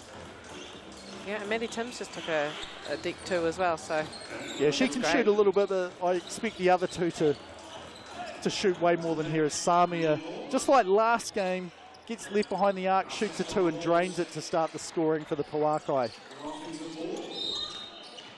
Herman. Finds herself alone, but just can't quite finish. And now she gets the unenviable task of trying to guard Lauren Whitaker and gives up a foul there. Whitaker will go to the TAB line for 1. Quick sub with Tiana Day out of the game and Kavana Lenny back in. She's got a bit of strapping on her calf, so hopefully that's not going to hinder her too much. Well, she's come back from the secondary school national tournament as well, so had an awful lot of basketball. Been to Dubai, I think, in Atlanta maybe not Dubai. She's definitely been overseas for the new NBA Basketball Without Borders camps. Or NBA Academy, I can't remember, one of the NBA ones. Straight after the straight after Basketball National, secondary school Nats. She was on a plane to Papua New Guinea with the NZ under-17, so she's had a lot of basketball recently. And great defence there by Samia. Oh no, there is a foul called first. I thought it must have been very, very close to the 5-second sort of closely guarded rule here. So Rapids with the ball up the top. Here's Gleeson. Looks for Tim. She's fouled from behind. And fouls, nothing really to worry about at the moment. Just one for each team. Or it'll be two for the Pouakai. Gleeson launches and hits. Well, if you're going to guard one part of your game, it is that part that you want to guard. Just Whitaker, too big and strong inside there. Grabs the rebound. Muscles your way to the rim, and now she'll be shooting one from the free throw line. Samia back in the game, and Lynette just on the sub bench, just trying to keep warm. Looks like Nicole Gleeson might be favouring a wee injury as well. I just saw there that no one from the Rapids actually went to box out Tiana Day, so even if they'd have missed, they probably would have got the rebound and the putback anyway. But 3-3 the score. Kavana Lenny back into the game here. Human with the check up the top. So there. Oh, great block there by Rosie Samia. Well, 1 second's on the clock, so Gleeson comes into the game, and she's going to receive the check ball, and I'd say shoot it immediately. And Lauren Whitaker's going to be there to defend her. Yeah, Brad Clive was just like, you can't get too close. The quick shot hits the rim, but doesn't go in. And Pouakai will have the ball at the top now. It's Rosalia Samia here, checking the ball. Someone who's played an awful lot of international basketball, mainly for the Lincoln University team, 3x3 teams, but she's also been over, I think, for the under-23 New Zealand team as well. Kate Herman with the M1. Great drive. There's been, I guess to me, a surprisingly small number of AM1 or AM2 baskets scored over all the games that we've seen today. Possibly because when people decide to foul, they're fouling quite hard, so it's pretty hard to score as well. Yeah. Oh, nice block by Lauren Whitaker. Yeah, I was going to say, Herman did a good job to get her off her feet. They get the rebound and it goes to Gleeson. She hits the 2 instead anyway, so Rapids up 6-4 now. And Lenny runs into the Kate Herman brick wall there. That was an awkward fall too. I hope she's okay. Yeah, she's just having a check of her elbow, so I'd say just landed quite hard on that. Gleeson, she's feeling it now. She's feeling it no matter what the game's going like. She's going to let them fly. Herman no good on that one. Lenny with the rebound. And we're going to have a foul here on Herman for the push in the back. It's an awkward pass too, though. Hard to catch that one. You can see it here. Herman pushed just as the pass was coming in. That's what ended up. Well, yeah, I think you're right. Like, even if it hadn't been pushed, it would have been right down near her feet. So Tim's with the rebound here. Kick out pass to Herman. She's driving, but Samia, a good, strong defensive stance there. Tips it, gets it back. And she gets fouled on the way out. That 2 will not count. Day coming back into the game along with Newton for the Rapids. And Samia looks at the hoop, probes a little bit, and then pass gets tipped away. Yeah, we'll stay with the Pouakai. 7 seconds on the shot clock here. Rosie's giving a few instructions to Kiki, just letting her know what she should be doing. Was it get out of my way? I'm going to drive and see what can happen here. Didn't get that off in time. You have too many spins around and turns like that. It just takes up an awful lot of time, which you don't really have in a 12-second game. Or 12-second position, I should say. Yeah, Lauren's just got an issue with her shoelace, so good time to sit down again. Gleeson steps to the left, makes another 2, so she's certainly shooting very well. She doesn't like being interviewed, but the way she's playing, if we're back on time, she might have no choice but to be interviewed this time. Good hustle there by Rosie, but just puts the ball out of bounds. And Lauren Whittaker's back in. Ready to do some defensive damage, you'd think. I think so.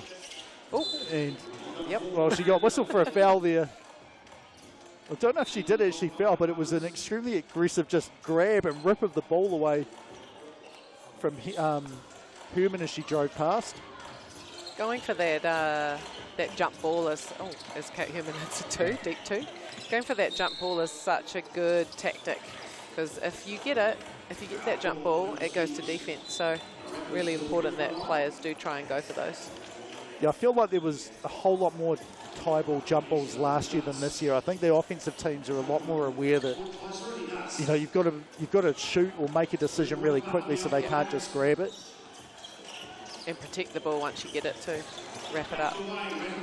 So the Pouakai down 10-4, 11-4 now. Herman a nice little finish inside. Lauren with a great seal inside too. Yeah, so far, Pouakai, this is somewhat similar to game number 1 that we had for them, where they just struggled to score consistently. And unfortunately for them, the Rapids have been shooting very well from behind the arc. Ball's gone out of bounds. I think it'll be the Pouakai. No, it's the Rapids ball at the top here. 5-11 the score, 6-11 to go here. Gleeson steps back, finds Timms on the cut. Great catch and finish there over the shoulder. Just uses her body very well to protect the ball, get it up off the glass before Whittaker can block it. There's Samia. Gleeson just said, yeah, all right, I'm just going to try and knock it from behind, let you go, and then find my spot behind the arc. Whittaker feeds Samia inside. Strong spin there, but well defended by Newton. Timms from the corner there, looks straightish, just off to the left a little bit. I mean, Alia Newton's had some 3x3 experience That's at the right, under 17 level, hasn't she? And I believe they went to Kuala Lumpur this year. I think you're right. Now that you mention, I remember seeing her in that team. Long 2, no good for Samia. Gleeson has the rebound, finds Newton. She fakes the 2, drives and spins, and Whittaker says, no, I'm going to take this, thank you very much. So hang on, there is a whistle for something. So let's have a look here. Well, the shot clock stayed at 3, so maybe it would have been a violation. It was well defended by Whittaker regardless.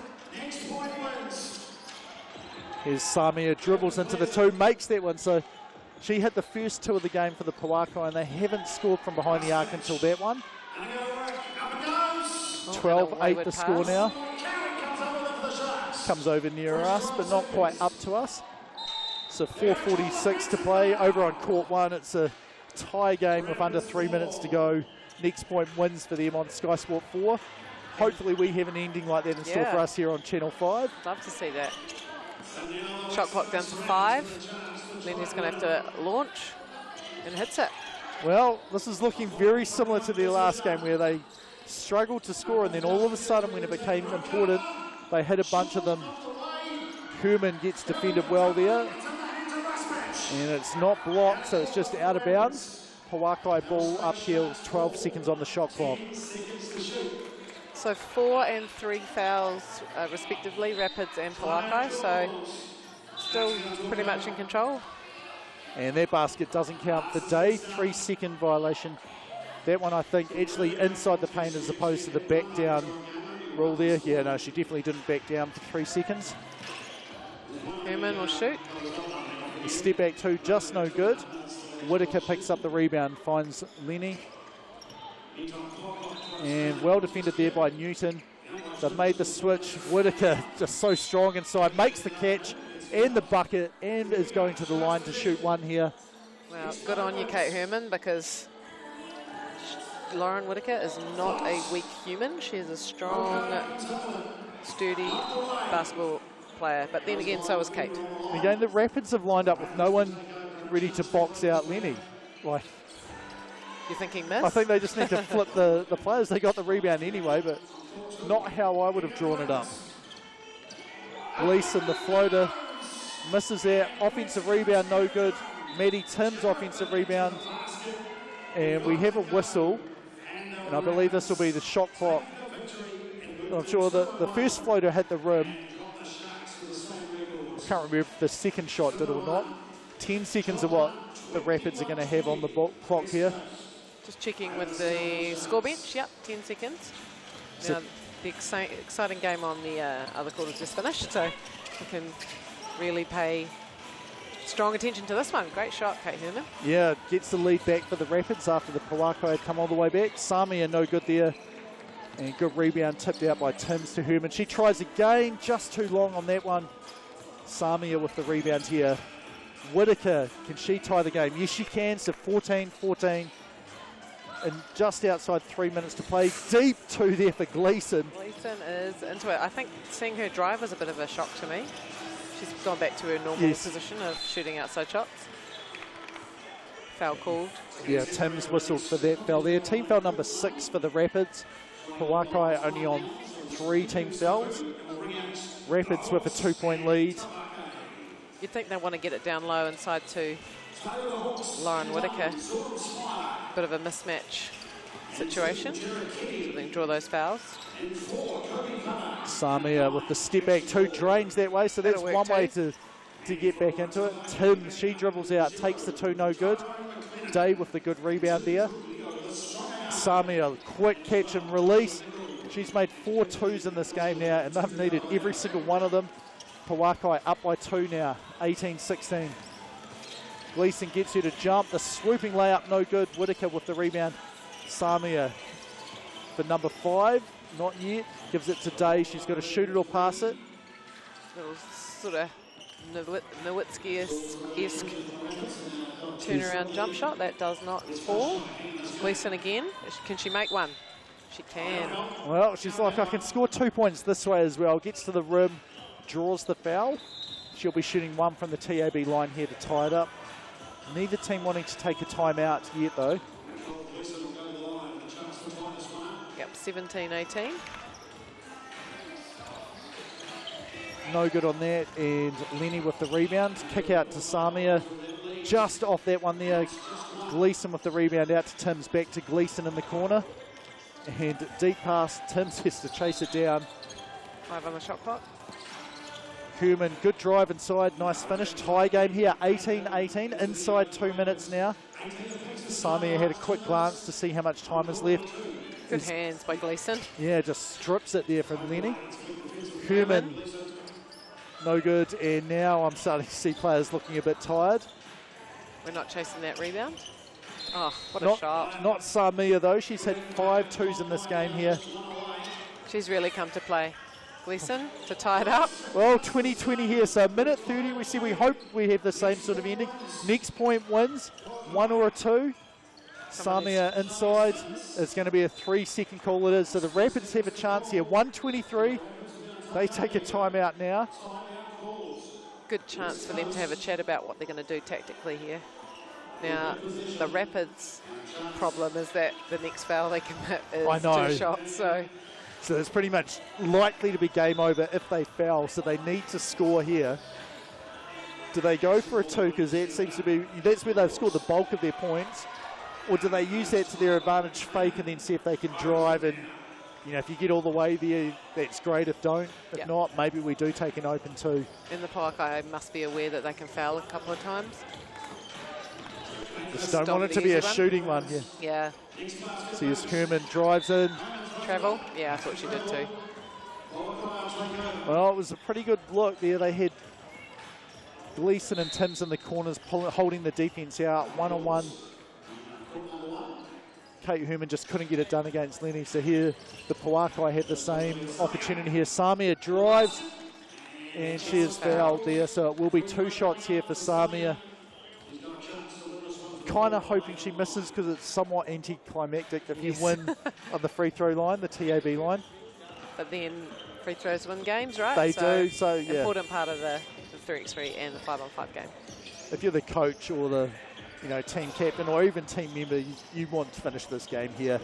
Ice it from the free throw line. And she does. So great battle there between players that know each other really, really well. The Pouakai win that one 21-20. The Rapids had a 4-point lead there, but not just quite able to hang on. So we're going to wrap up this game. When we come back very, very soon, we will have the men's Whai. They're taking on the Airs. Both teams undefeated at this point, so one of them is going to drop their first game of the night. We'll be back here in about 1 minute's time.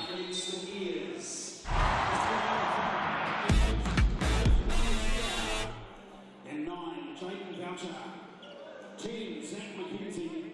And 13, Tatsui Lewis. And for the Airs, room 1, Tane Lavery. And 6, Ben Carlisle Smith. 7, Matt Parsley. And 32, Quentin Bailey.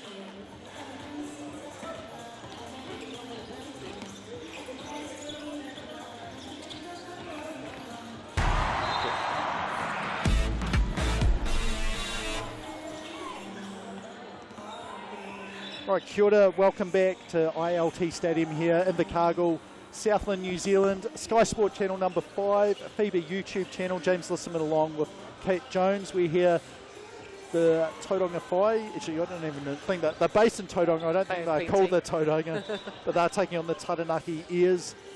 Whai in white, Airs in black, and I've never seen these uniforms before. I've only ever seen them in the bright yellow. So both teams, I said they were undefeated, I was wrong, but they are both on an identical 2-1 records here. Yeah, got Tatsui Lewis, Pakai Momosia, Jayden Boucher, Zach McKenzie for the 5. Yeah, and then for the Airs, Tane Lavery, Ben Carlisle Smith, Quentin Bailey and Matt Bardsley. And these are two teams that I think have pretty good rosters suited for this tournament here.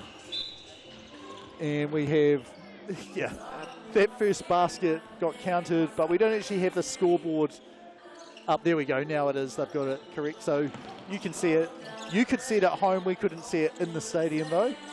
Airs up 1-0 against the Whai. Whai in white, Airs in black here. McKenzie, he can throw it down, instead just glides in past Bailey and scores that one. 1-1, here's Carlisle Smith behind the back to the rim and well defended there by McKenzie. Momosia to the hoop, no basket. Foul on the floor. Yeah, just a take foul there to avoid him just having an open run to the lane. So Boucher up the top now. Carlisle Smith faced up against him. Against Lavery. Can't get that one to go. Yeah, and Bailey's kind of a bit similar to Dom Kelman-Pottle just in terms of ability to shoot a bit, strong to rebound as Lavery gets whistled. Sorry, draws the foul there against McKenzie. Both of those players went to Japan last year in the 3x3.exe. Lavery was named as the Rookie of the Year across the entire competition, New Zealand, Japan, Thailand and Taiwan. Amazing. You can tell that he's got a lot of experience. He's one of the top ranked players in this competition, is he not? And he's just so, I guess, shifty and like clever with the basketball. Well, here's Bailey in the high post here. Bardsley. Oh, blocked by Boucher. Well, I think he's enjoying the 3x3, being able to play physical defense and not risk fouling himself out. Yeah, 100%. And so 1-1 the score here, just over a minute of time has gone. 3 fouls, so pretty physical game so far, just as the referees in their coin tops check which way it's going to be. 2 seconds is going to be the time on the clock here. So Lavery won't have much time here. There we go, check ball coming from McKenzie to Lavery. probably too much dribble, but the shot clock did not start, so that's why. Yeah, I was going to say, well, he definitely got it off before the buzzer sounded, but yeah, there's a reason for that. Mackenzie was like, constantly going, try not to fall for the fakes, and he's like, hang on, this is taking a very long time. Some good officiating. They've realised that should have expired the time. It's a nice quick spin, Mackenzie. Answer straight away by Levery. Here's to Tui Lewis. Jump stop there, finds Mackenzie. He was open for two if he wanted. Calling for some movement. Momoisea just Back off to Tui Lewis with the rebound. Zach didn't want to shoot that, passes it off to Tui Lewis. And Momoisea, two chances there. Mackenzie says, okay guys, I am going to shoot it this time.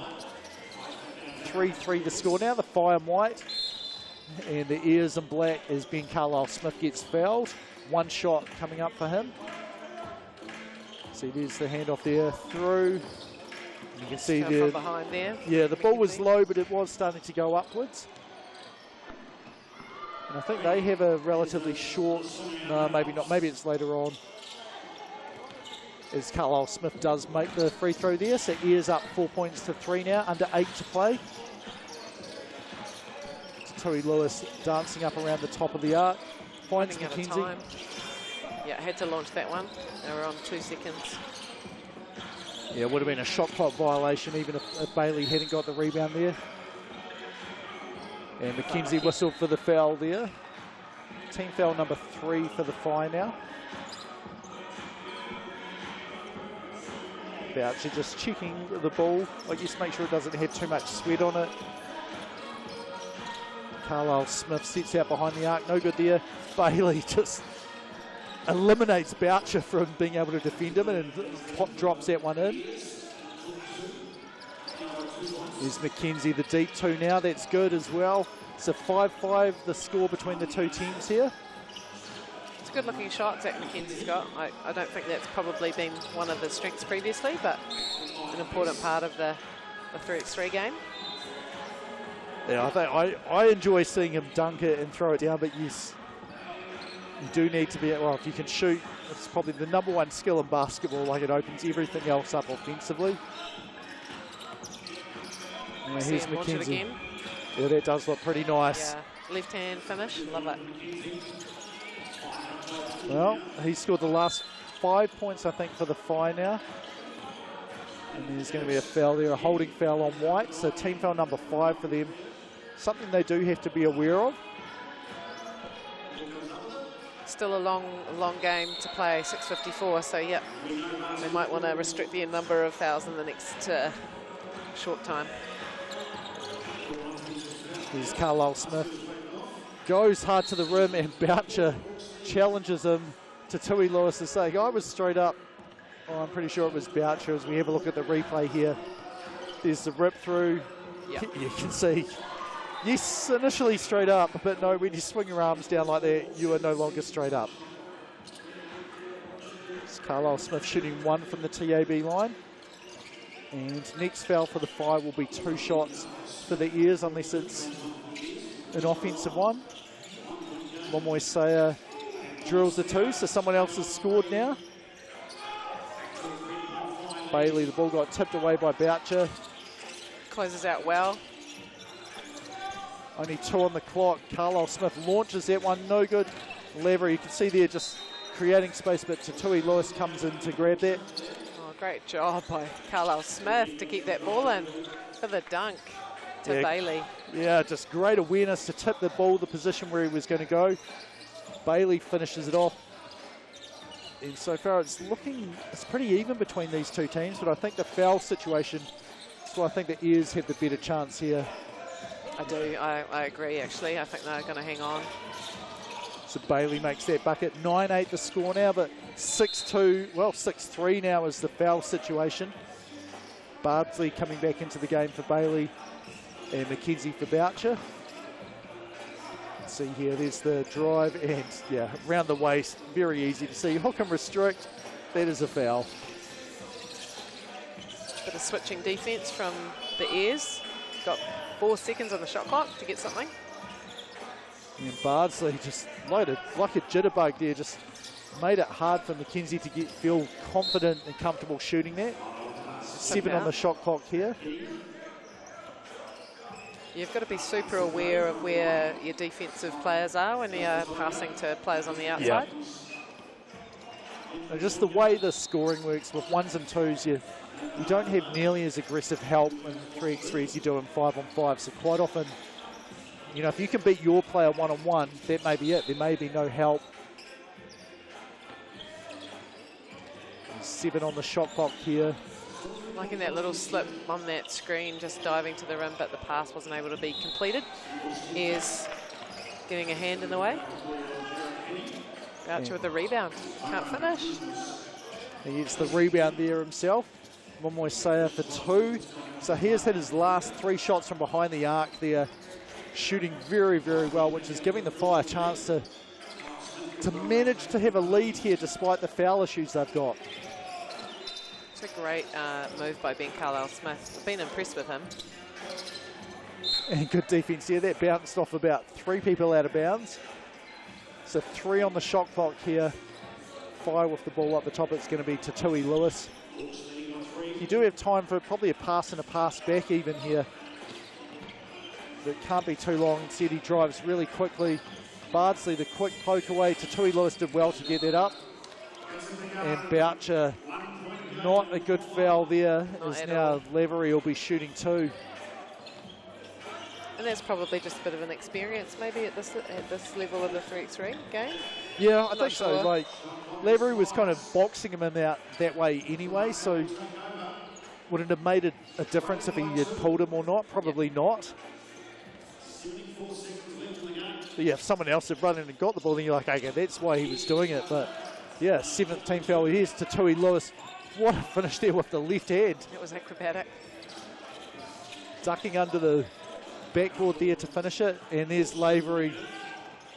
And Mackenzie saying he was hooking me there on that. Probably a good strategic move to try and get the officials looking for fouls on the other team. And there's one on the floor. Yeah, Lewis not is shooting. incredulous. Can't believe it. Yeah. Well, body language, it's pretty easy to tell what they're thinking.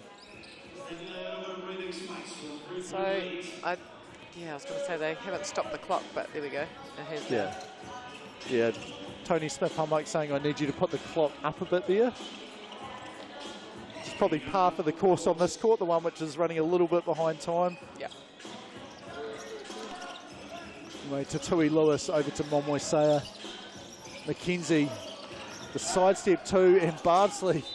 A little bit of contact there after he landed. Ball's out of bounds. No, it's going to be a foul on Bailey, forcing Momoisea out of bounds. Yes, a 7-5, the foul count now. 1 point lead. I still feel like the Ears are in a better position to win here, but it's certainly getting closer and closer. It sure is. Could have been a foul. Acrobatic, yeah, it is. Yep. So now they're on their 6th. Yeah, Momoisea, he'll be shooting 1 here. There's the slip screen there. Yeah, I actually agree with Lavery. I think that looked from our angle down there that probably was all ball. Momoisea bounces that one in. 12-12 the scoreline now. Carlisle Smith. Carlisle Smith can do. Great pass to Bailey. Good finish. Yeah, Mackenzie probably shouldn't have jumped at all. Like, if Mackenzie had decided to go up, that would have been, which he probably should have done, get foul number 8 on the team, shoot 2 then. See it is, 5 ball up the top, 10 on the shot clock here. Down screen for Tatui Lewis, who goes into kind of a ball screen there for Momoisea. He makes the bucket there, Whai up by 2 now. Carlisle Smith to try and tie the game. Just about had Mackenzie in the commentary box. Is Lavery, launches that one, so tie game 14-14, 3:10 to play here. Tatui Lewis with the ball now, the handoff to Momoisea. No good there. Lavery with the rebound there. Bardsley faces up, dribbles into Mackenzie. Mackenzie, strong defense there, gets the rebound. I think Bardsley did need to go up there because he was risking that 3-second call in the key. Nice finish by Tatui Lewis, but whistled for the foul. Yeah, Lavery's like, What, excuse me? What? No, actually, he's saying he's pushing off first. So is that their 7th? It will be 17 fouls apiece. You're right. So we got an and 2. It is exactly. Yep, he made the shot, so he gets 2 more. So should I rescind my? I think the Ears are in a better position to win. Because right now it's the Whai that are in a better position to win. Tui Lewis makes point number 2 of his potential 3-point play. 16-14 the score now. Just under 3 minutes to play here. Sky Sport 5 makes the second as well. So 3-point lead for the Whai. Bailey with a strong drive, doesn't finish. Yeah, the angle was quite tough there with the defense from Momoisea. Great slip. Yeah, the flare screen, you saw them say attached to Boucher, that open up the lane for Lewis there. Bardsley finishes nicely with the left. I think they're going to need a couple of 2s, if I'm not mistaken, if they want to win this game. Or fouls, just draw fouls on the other team and make 2 there. Says Bailey. Short. And yeah, he probably should have just gone up. You had rebounding position as well with Lewis on the other side. Sorry, can't even remember who it was, but it was Boucher who defended. Maybe. Yeah. So both teams going a little bit cold here. Bardsley thought about it, gives it to Carlisle Smith. He launches the deep 2, makes that one, so the Ears cut the lead to 1. Boucher wants a timeout, and you cannot have a timeout if there's not a whistle. So no, it's play on. Shot clock only at 5 now because time is ticking down then as he was calling for timeout. So now you can take the timeout. Yeah. A bit minute of 38. miscommunication too on the pass. Yeah, that just shows you potentially that these guys don't really play that much together, and this is a learning experience for them as well. Well, Tui Lewis was here last year. Zach McKenzie, he was here last year over in Japan. He's played an awful lot. So Boucher, probably used to a bit of a leadership role with most of the teams he plays for, but maybe you've got to learn all of the 3x3 ins and outs. I'm sure he won't make, well, maybe he will if you don't actually expect to get the timeout, but you can kind of fool the referees into doing it. I guess you might as well keep going for it. So check ball up the top, Carlisle Smith over to Quentin Bailey. Using his size. Yeah, just muscles his way to the rim. Ties the game 18 points apiece. Tui Lewis here. Swings the ball over to Boucher. The floater just drops in there for the Whai, so they're up by 1 point. 2 points away from winning. The Ears are 3 away from winning. Carlisle Smith, that is blocked, but I'm sure it was blocked, but went in. It was a fantastic finish. So 19-19, Tui Lewis drives. Lavery saying I got hit in the chin there. McKenzie, a chance to win it.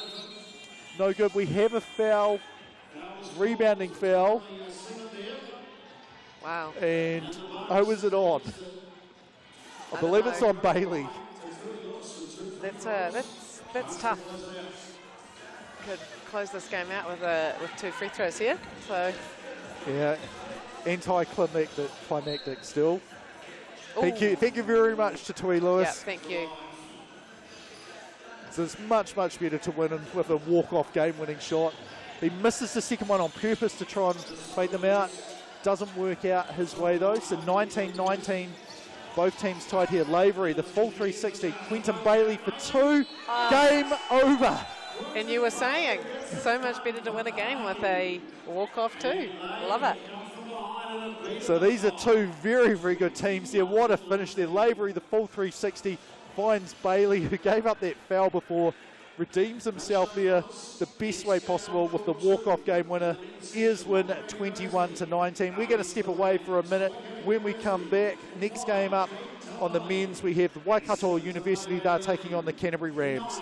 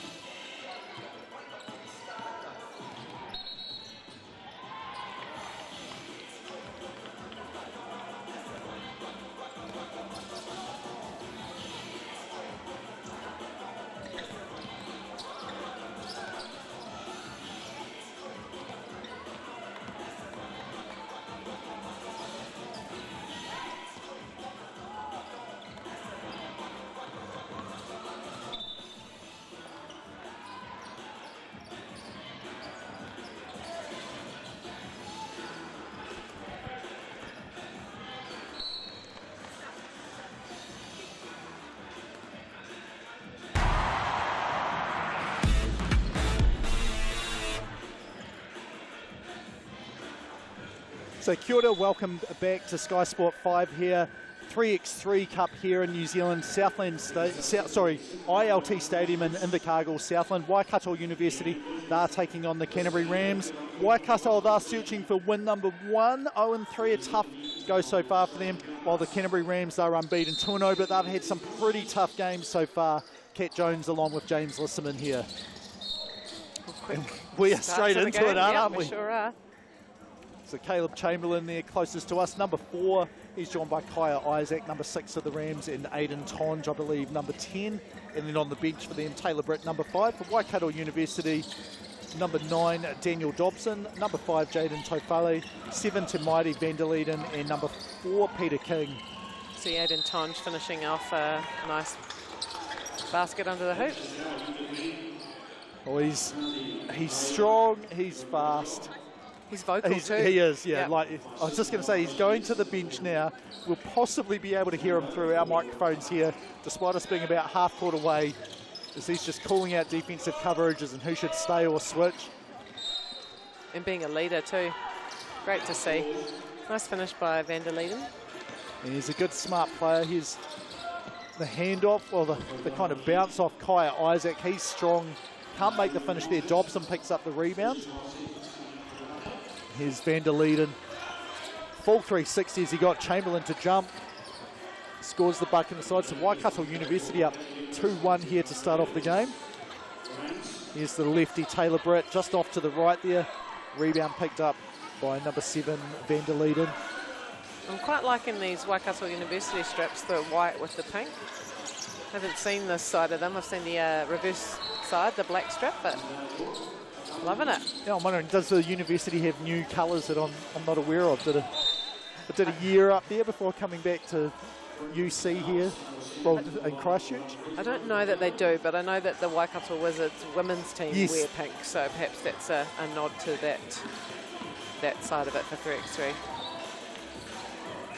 Yeah, I agree. It's quite stylish, the black, white and pink down the side. Anyway, missed free throw there. Rebound cleared by Waikato. Tofale, he swings it over to Vanderleiden. And yeah, well defended by the Rams. There was a good play there by Waikato, but just not able to get not able to get rid of the defense to create an open path for that pass. Taylor Britt smartly letting the ball go out of bounds.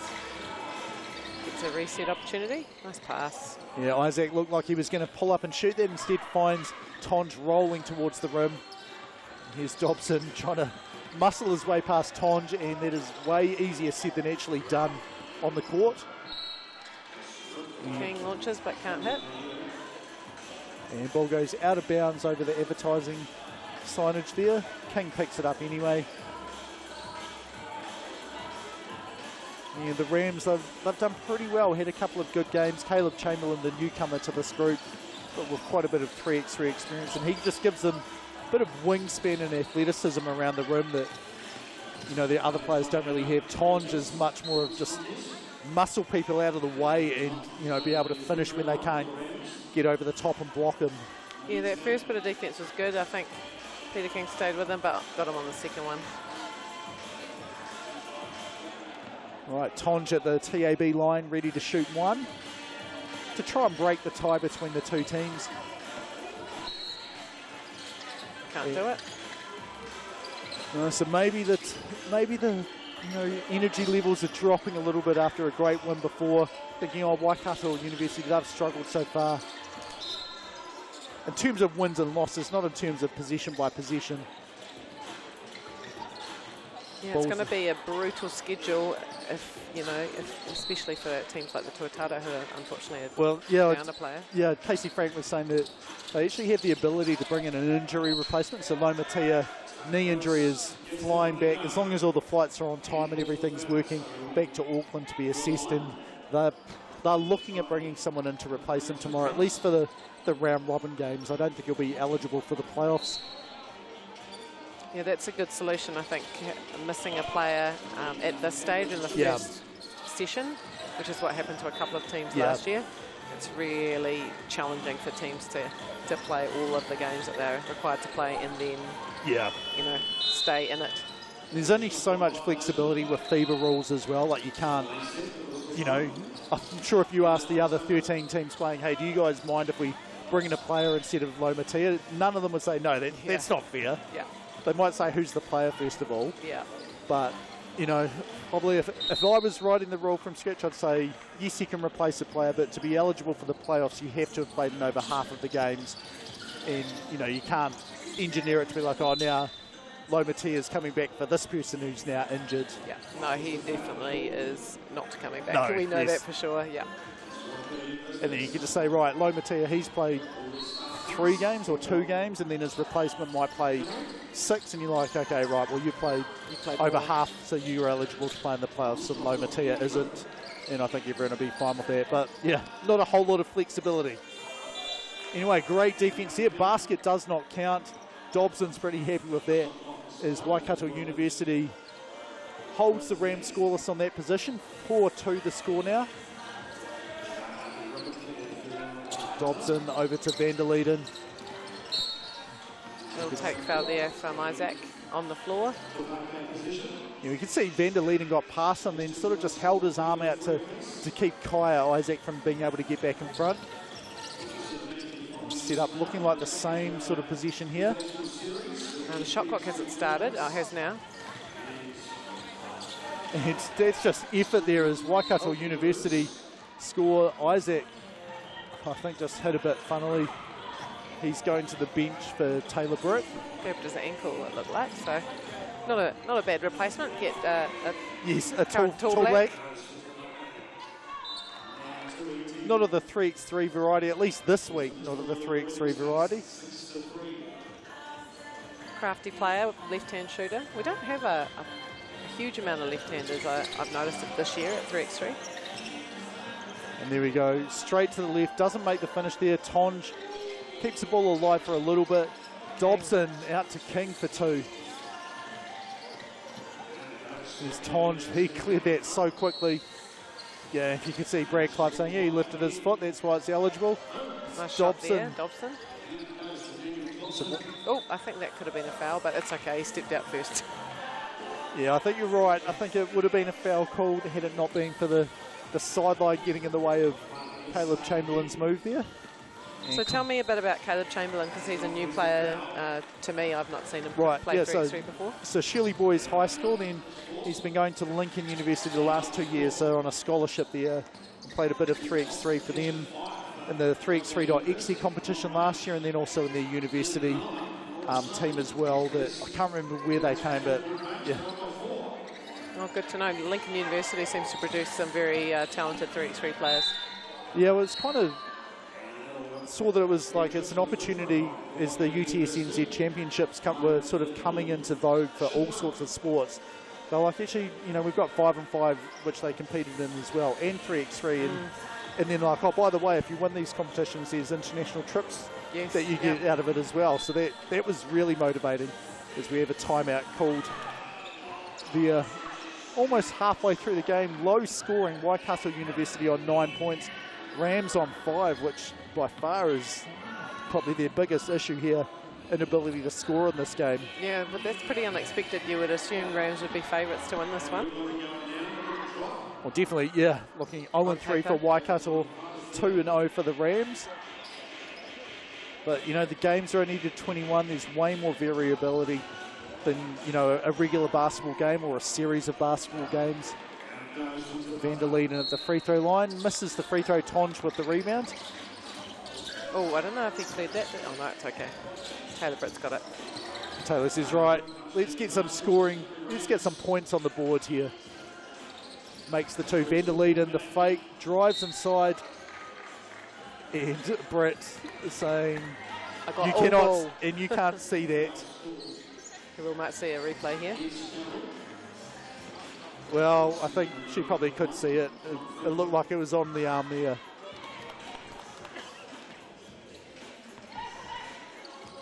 Van der Leiden. Britt there gets the rebound, waits a second or two. Clock's just started there. The deep 2, no good.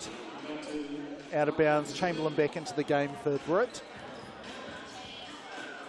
And Isaac's a lefty too, I just noticed. He is, yes. Sorry, I should have known that. I better watch Tonge. It'll be, Yeah. Is he left it'll be, yeah, and let's see if Chamberlain is as well. There's Dobson. Well, he shot that with the right, so I think he's a right-handed. Van der Leiden left hand. Right as well. Here's Isaac facing up. He does have to do something with the 5-second count. Starts the dribble to break that. Fade away, no good. And I think this is going to be off Tonge. Yeah, they've reset the shot clock, so. And Britt comes in for Tonge. Kai Isaac has a look at the score just to see if there were more points up there. Still not. No. Rams down by 4 points to Waikato University. Rams playing in red with their Barbecues Direct sponsorship logo on the front, and Waikato University in the sweet white and pink uniforms here. Peter King drives to the baseline. Van der Leiden gets Britt to fly past, misses the 2. Britt over. Out. Well, Chamberlain shot that with the right, so we'll assume he's a right-handed player. We'll give him that. So 7-11 still the score. And yeah, the Rams need something to happen to sort of just up the energy level. I'll say this is pretty low score. I just looked at the other court. Only 12 points combined after 7 minutes of game time. That could be extremely physical because that was like the New Zealand Tall Ferns and the Australian Kangaroo game. Very physical game indeed. There's Britt just gliding to the rim there. Dobson doesn't go up and challenge him. 11-8 the score now. Let's get rid of the ball, or else it's going to get called for 5 seconds, or get the ball stolen. Well, that's one way to get rid of it. Just give it to the other player. A foul on Waikato Uni. That's their 6th team foul, so that might be something that influences the outcome of this game with the Rams down by 3. So who would you rather be here? We talked about the ears and the Whai last time. 6-3 the foul count. The Rams down 3 as they just turn the ball over there. Is 3 points enough of a lead for Waikato, or would you rather have the foul situation? I don't think 3 points is enough. Okay, right. Yeah, not with 2-point shooters like Britt and Isaac on the court. Tonge, I'm sure, can. Yeah, great finish by Van der Leiden. That shot short. Should be 12-8. Yep, there we go. But hey, Waikato Uni drew a win, and they've been playing some great 3x3 basketball. Yeah, good defense there by Tonge and Chamberlain to cut the angle off there. 3 seconds on the shot clock here. Waikato University up by 4. Under 4 minutes to play. They have the ball but have to shoot pretty quickly here. Tonge just directing traffic here. Van der Leiden. Well, that is big for them. That gives them a 6-point lead now. Dobson to Tonge. Britt here. Rips through against King. Finishes with the left hand on the right side. He's a sneaky, crafty player. Taylor Britt, great defense there too. And Dobson was, I guess, politicking for a foul there. The touch pass from Tonge back to Britt. Van der Leiden whistled for the foul there. And that's 7. So yeah, 2 free throws here. Rams can cut the lead down to only 3 points if they can make both of these. Britt just getting his breath as he goes to the TAB line here.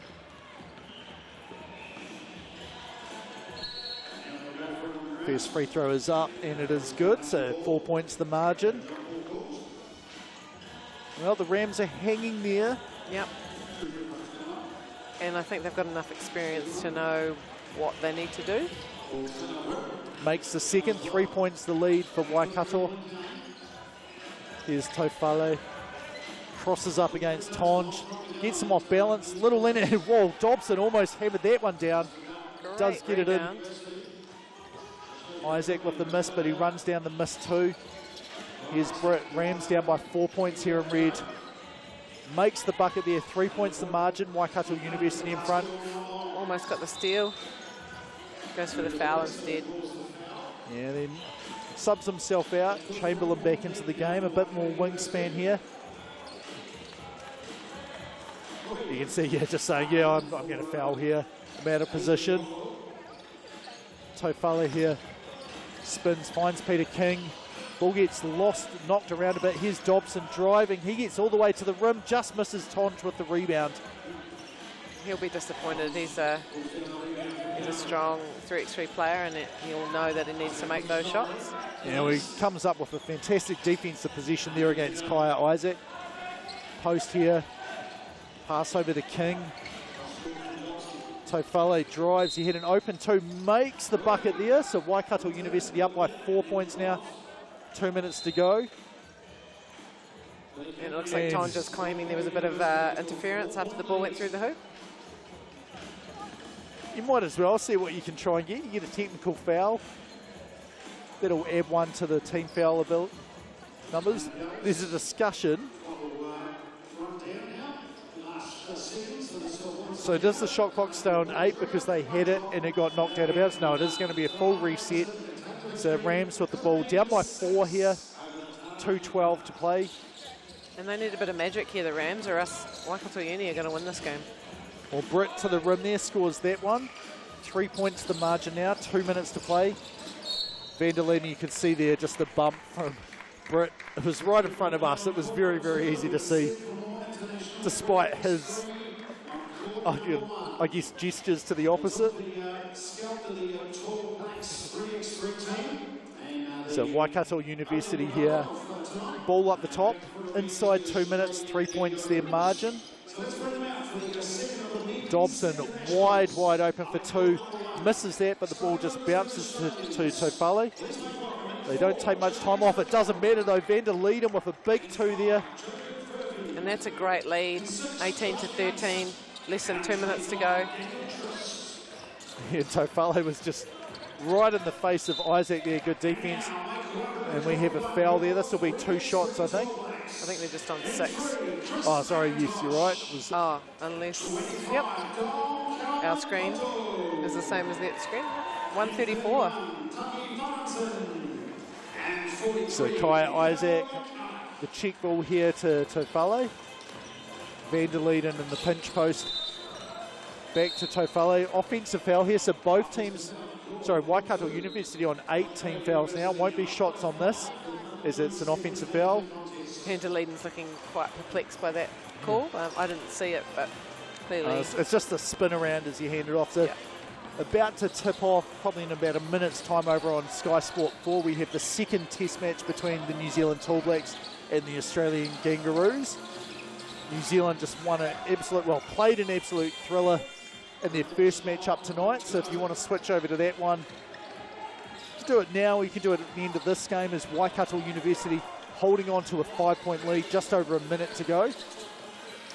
Vanderlyn, well, it's 6 points now, and they're close to just icing the game before we even use up the entire 10 minutes. Britt passing to Tonj. I think someone needs to shoot it, down to 2. Yeah, they just didn't really have an idea of what they wanted to achieve offensively. Isaac says, we need to get some 2-point shots. Great rebound by Tonj. I think I'm going to let him have the 1. It's a good awareness by Dobson. He knows the foul situation. Vanderlyn in the step back 2, wanted to ice the game there. 30 seconds on the game clock now. Britt makes that one, so it's getting a little closer, but there's not much time now. 28.6 seconds left. Or 27.6, I guess. Rams take a timeout here. I mean, they can't foul. Well, I guess they can if they're going to have some missed shots, but they need to play defense and score really quickly. Yep, they're going for a timeout. So yeah, over on Sky Sport 4, Australian Kangaroos, they're facing the Tall Blacks in their second test of the night. While we're on Sky Sport 5 here, the Waikato University team looking for their first win of the 3x3 competition. Canterbury Rams looking in danger of dropping game number 1 for them. Yeah, they certainly are. There's not much time left. I think they just put a little bit extra time on the clock and... Yeah, 2 seconds. And they just gave them a point as well. That was nice. Well, that's one way to win the game. Just talk to the score bench nicely and get some extra points. The officials just clarifying things. So, yeah, it's a 3-point game, 19-16. You go for a 2 here, surely, if you're Waikato University. Yeah, I think so. Just see if you can win the game. There's a foul there from top. Well, I mean, that's another way. You just draw a foul, shoot 2 free throws and win the game that way, I guess. It's not quite the same when it's not a, tie game going for the win. So I don't mind as much as if he just ices it here from the free throw line. So Peter King, a TAB strike. 2 shots here. First one is good, 20-16 the score. It's got the nice looks like GT cuts on, the baby pink. They do, they match the uniform, don't they? And this is for the game over buzzer, and that's what he gets there. So Jaden Tofale makes the important shots at the end. Waikato University beats the Canterbury Rams for the first time this tournament, 21-16 the final. We're going to sign out here for a little bit. When the stream comes back, or Sky Sport 5 comes back, it's going to be Justin Nelson, Maya Williamson, and they're going to have the mainland Pouakai going up against the Waikato Wizards. Ka kite.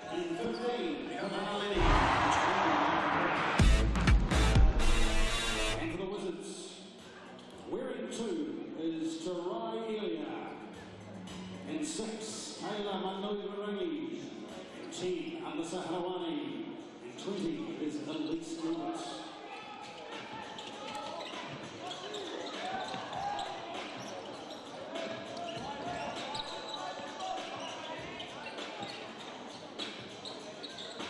Martin pulls it out for New Zealand. Puts it off to Kelman Poto. Nice hands there for McIntosh. Kelman Poto comes back with it. Now they're going to set Kelman Poto to work.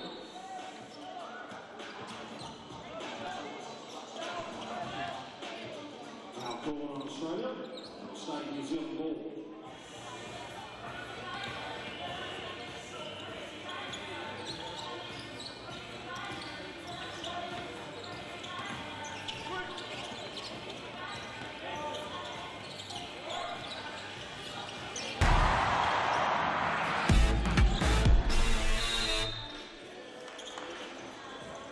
Welcome back to ILT Stadium, Southland, middle stages of the opening night of the 2023 3x3 Cup. We are churning through the games as all of these teams settle in for the journey ahead. Of course, the big prize, Saturday night grand finals. Who will take out the 3rd instalment of the 3x3 Cup? Justin Nelson with you, stepping in with me to the commentary position. Maya Williamson, the Pouakai up against the Wizards. Here's the lineups. Just about set to go. Tiana Day, Rosalia Samia, Kavanagh Lene, Lauren Whitaker, Hiruani Sadler, Tarai Ilia, I should say. Mistake there on the screen. Manu Irirangi and Gilbert underway. Looking forward to seeing Lauren Whitaker here, Maya. Oh yeah, absolutely. She's been dominant so far. Just a great body for 3x3. She's had a great basketball year this year, and I've loved watching her after recovering from her ACL injury last year. Young star on the rise, and there she is getting to work very, very early in this contest. Gets the opening point for the Pouakai. In fact, that won't count.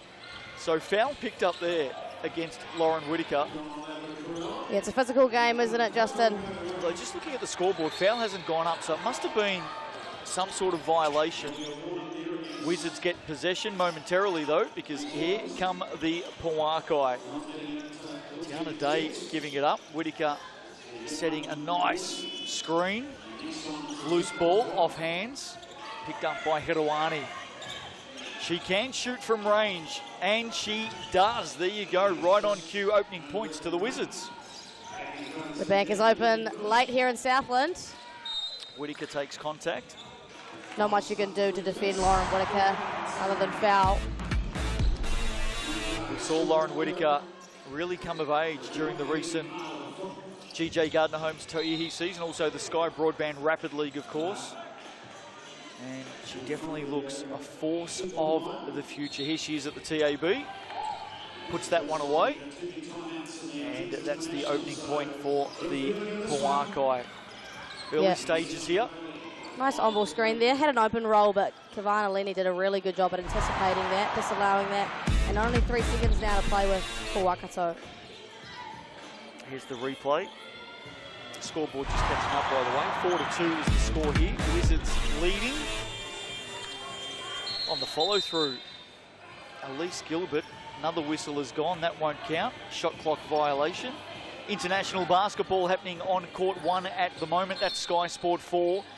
second of 8 internationals between Australia and New Zealand men. The Kiwis, the 3x3 Tall Blacks, getting the opening win earlier tonight. Speaking of international basketball, Maya, not too far away. It's the women back in action right here on court 2. The Tall Ferns taking on the Australian Kangaroos. Yeah, first game was a goodie. Real hard-fought battle. Hoping we'll see another one, Justin. Of course, the Tall Ferns getting that opening win as well. Welcome to New Zealand, Yeah. the Aussies. Kia ora, everyone. Mana Irirangi stepping back, leaves the shot short. Bit of a battle early on here. Shot's not going down. Been physical in the opening 1.5 minutes. And the Wizards lead 4-2. There's that opportunity inside.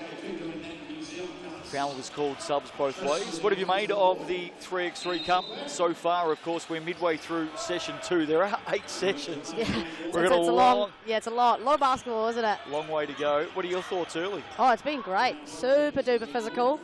A lot of physicality allowed, which we really like to see. But I think it's been a pretty high quality of basketball, and good to see a lot of young athletes as well. You know, looking across the roster, it's a very young lineup for both men's and women's this year. So it's good to see how much development's going on in that space. Great move here by Elise Gilbert. Takes contact, puts it away. TAB for the bonus. Speaking of young development, Elise Gilbert's had a really good year. Obviously went away with the New Zealand under-17 team just recently. And then, you know, was at Basketball Without Borders and the NBA Global Academy as well. So she's had her heck of a year this year. Young star on the rise. Big two-pointer, Rosalia Samir. Been great to watch her progress over the last few years. Alyssa Hirawani for 2. Battle on the boards. Chance, Whitaker off the glass, can't get that one to go. She's got the height advantage on the rebound, puts it back, puts it in. And a good contest early. Yep, absolutely. Lauren Whitaker proving to be a force to be reckoned with. Step back. Deep one-pointer for Kayla Manairangi. Has been plying the trade up and down the floorboards for a number of years now. Fantastic to see her once again. She's carried a few injuries here and there. She is the leader of this Waikato Wizards team. Tight one. They lead by 2. And yet again, another big two-pointer. Rosalia Samia's got her eye in. Oh, absolutely. She can get hot. She's been working on her shot form the last few years, and obviously just coming into play now. Had a pretty unlucky season being injured, but, you know, she's making her comeback here for sure. Mana Irirangi missed from distance. Copped a hand on the way up on that shot. Gets it back again. Whitaker forces it out. That one is going to head to the line in front of Samia. There's the replay. Maybe should have put the shot up herself then. Selfless basketball. Love to see it. When it ends in a score. Yeah. 7 apiece. 6.5 to play in this one. Elliott gives it up to the drive of Gilbert. Now there's the youngster you were just talking about. Yeah, absolutely. She's making her mark. It's a battle of the youngsters here today, isn't it, Justin? Well, I think we're going to see a lot more of that over the next few days, of course, in both the men's and women's competitions. 14 men's teams here at the 3x3 Cup. All 10 Sal's NBL teams, and the new 11th team, of course, the Whai, come into the Sal's NBL next year. They too are here. Great addition, really exciting. Good to see Matt Lacey's going to be hitting that one up. Yeah, that was announced just a week or so ago. Foul call there down the arm. Rosalia Samia just can't believe it. Jaw drops to the floor with that one. But she's instantly communicating with her team. I've loved the leadership I've seen from her. She has so much 3x3 experience. In the women's competition, 10 teams in action here at the 3x3 Cup, including all 5 of the GJ Gardner Homes Toihi franchises, and we've seen some good form from them early as well. The Queens with a couple of wins. They've certainly put together a formidable lineup, haven't they? Oh yeah, that's a scary lineup for sure. Had the privilege of commentating their game against the Whai, which is a real good battle, and you know, possibly could be an early preview of the final on Saturday. Jacinta Beckley, Stella Beck, Eva Langton, all playing, of course, along with Zoe Richards. Yeah, nice little addition. Big in. the Southern Hoiho forward. 10-8, Wizards lead this one. Hirawani now waiting for the screen of Gilbert. Traffic jam. Time has beaten the Wizards on this occasion. They hand it back to the Pouakai. It was an indifferent season for the mainland Pouakai. It was unexpected, that's for sure, battling with injuries. Yeah, we had a lot of difficulty. Rapid League was our best friend, that's for sure. Yeah, Sky Broadband Rapid League, the inaugural champions of that again. Turnover, shot clock violation, just 12 seconds on the shot clock. Players adjusting on this opening day of the 3x3 Cup. Directing traffic, Samia wearing the number 6 in red. Matching up on Hirawani. Pass was ambitious, looking for Elia. Whitaker cuts it off. Samia now on the drive. Shot clock down to 6. Sizes up her target, nails another one. What a start she's had in this game. Yeah, she's got her eye in, absolutely, and she recognised that space. You know, hand down, man down, she decides to pull it. She's a very high IQ player, as we've seen, the way she communicates with her team and how she sets up the likes of Lauren Whitaker. Levels it up at 10 apiece. Tall Ferns and the Kangaroos coming up after this one. New Zealand versus Australia. Looking forward to it. Big block. Kavana Lene. She's another player that we saw really rise, especially through the Sky Broadband Rapid League this year. She's had herself another big year alongside Elise Gilbert. Same going away with the New Zealand under-17 team, and then Basketball Without Borders and Global Academy as well. So she's had a few nice overseas trips. Shot clock there was just at 1 second for Mana Irirangi, hence the quick shot. Sami has hit everything so far in this game, and just like that, she misses, reaching in. Tarai Alia with the foul. 4:22 left in the game, tied up 10 apiece. Yeah, Lauren Woodard does a really good job at crashing boards and generating those extra positions for that Pouakai team. Earlier today, the Pouakai got their opening win in the afternoon session. The Wizards had a couple of games, they split those 1-1. Yeah, I believe they had a close loss to the West Coast Rapids and then a pretty comfortable win over the Hoiho. The Pouakai have had one game earlier this session. They took down the Rapids 21-20. Good contest. Yeah, that was a good one. It was a shooting clinic. You saw a fair bit of the Tauihi and Rapid League season. What did you make of it? It was stacked with talent. 9 WNBA players, of course, in the GJ Gardner Holmes Tauihi League. Just the second season. And gee, it was successful, wasn't it, Maya? Oh, absolutely. Like the inaugural season itself was great. And I think it's just built a whole nother level, and you can see now many players going over to play in the WNBL, and I can imagine those numbers are only going to continue to rise just because the standard of Tauihi is lifting. I know we've got a lot of viewers tuning in through Australia, through FIBA YouTube at the moment, and I can tell you right now, the phones around the Tauihi teams have been running hot since the end of the season from Australian players and agents of Australian players. I'm not surprised. So I think we're going to see a few Aussies heading over to play in 2024. The word is out there just how good the Tauihi League has quickly become. And fingers crossed for a New Zealand team in the WNBL maybe, Justin. I've been working on it for a few years. Samia has had a good game here so far on the turnaround. Tough contest. Whistle's gone here. May not have got the shot off in time. Wizards possession. Hirawani to restart. They're down by 1 right in this contest. Yeah, plenty of time to play as well. And that's a good basket. Up fake on the drive. Alyssa Hirawani all the way to the hoop. Well, if you can rip by your man, you're pretty much guaranteed a bucket, right? Like, there's no help defense in 3x3, so if you can get them on the back foot, you're kind of guaranteed a bucket. Leonard with a miss, battling to get it back outside the arc and reset. Mana Irirangi. And right on her hip the entire time, Tiana Day made life tough Yeah, I spoke to Josh Thompson earlier today, coach of the Pouakai team. And I said they really pride themselves on their defence. They're super aggressive defensively and believe in the fact that all 4 players can play and switch against anyone. Gilbert, Hirawani now. Again, Gilbert just doing such a good job at creating confusion, diversion. A lot of distraction there for the Pouakai defence. And still no added score in the last few possessions. Hirawani, does she change it? No. Strong rebound, battling away Gilbert and Samia. I've got to tell you, Maya, I don't know which way this is going to go. This is a red-hot contest at the moment. And it's perfect, right? This is the kind of games that we love to see, especially great women's basketball that we're seeing here. And yeah, I can't pick right now. Samia, great back cut off the wing. Kisses it off the glass. Pouakai take the lead by 1. A lot of time left in this one.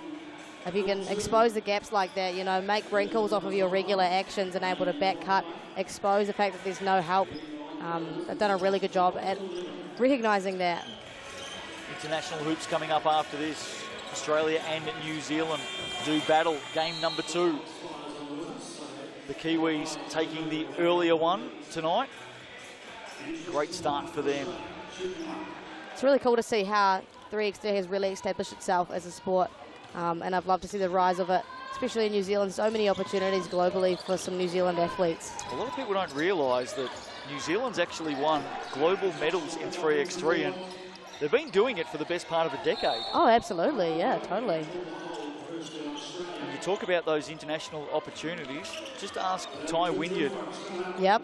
Left the Canterbury Rams, of course, during the season, headed over to Asia to play 3x3 on a contract believed to be worth in the vicinity of $250,000 US. Wow.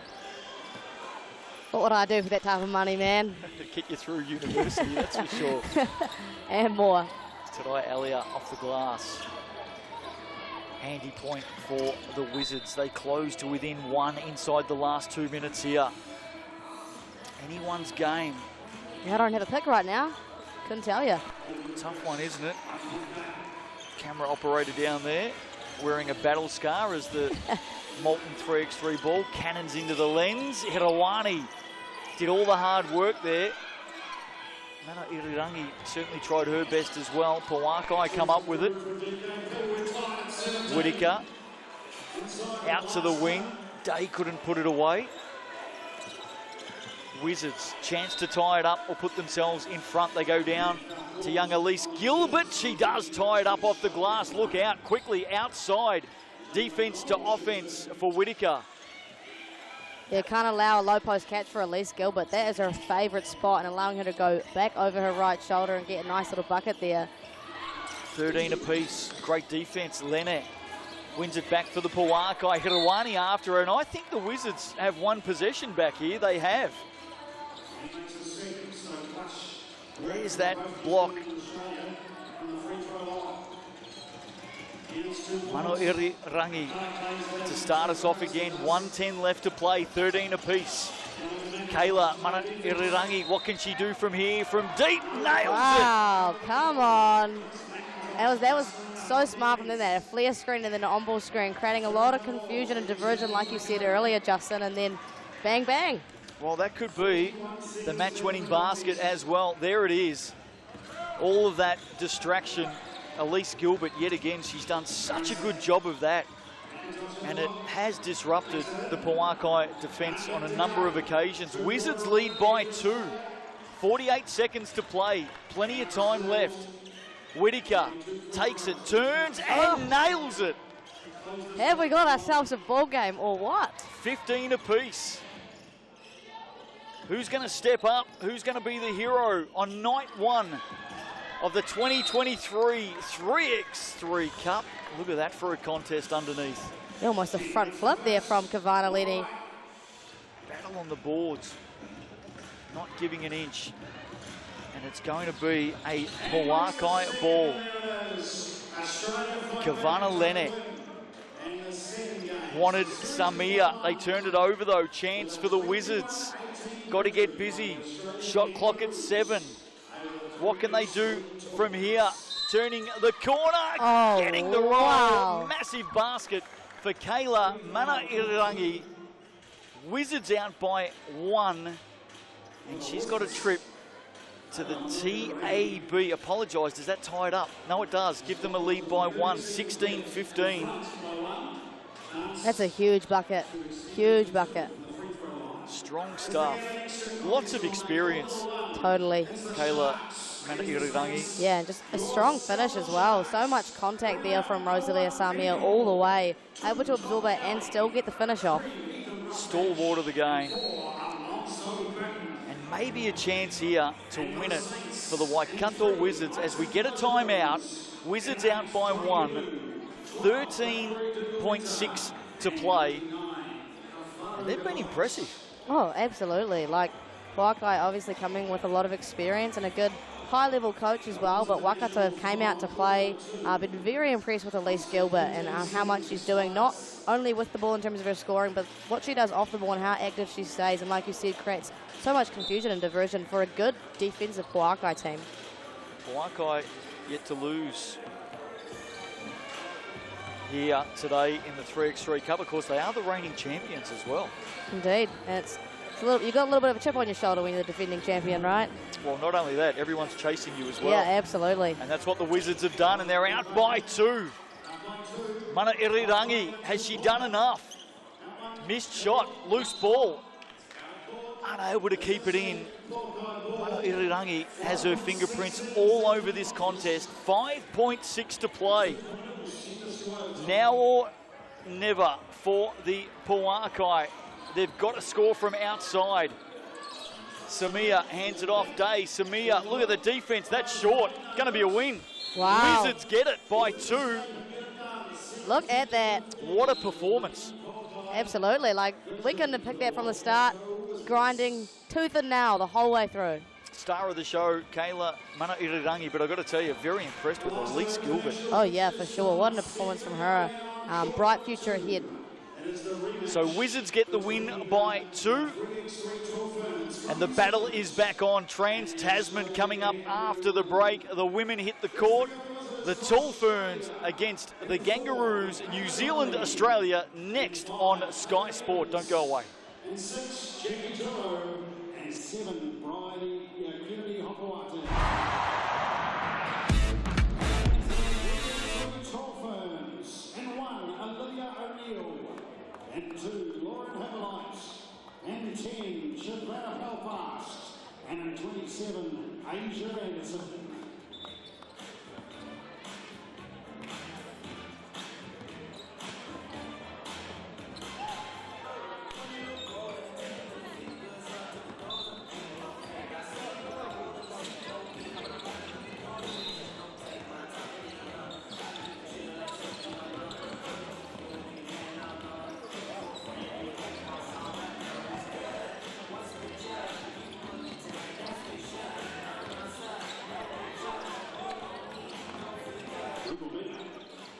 Running for the first on 2-point land.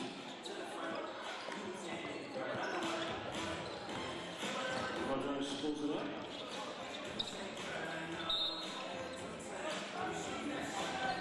Now fires away from the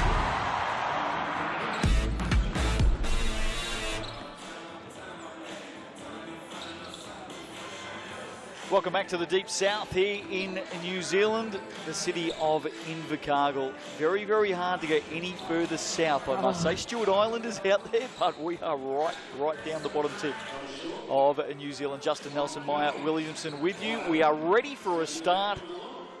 3x3 Tall Ferns up against the Australian Kangaroos. Hippolyte, Anderson, Palvast and O'Neill for the Kiwis. For the Aussies, Kennedy, Hopoate, Evans, Trotto and Donnelly. Here we go. They've already met once earlier tonight. New Zealand winning that one 15-10. Here's Lauren Hippolyte to get us started. Great block coming across. Jackie Trotto applies her trade back in Australia at the Ringwood Hawks.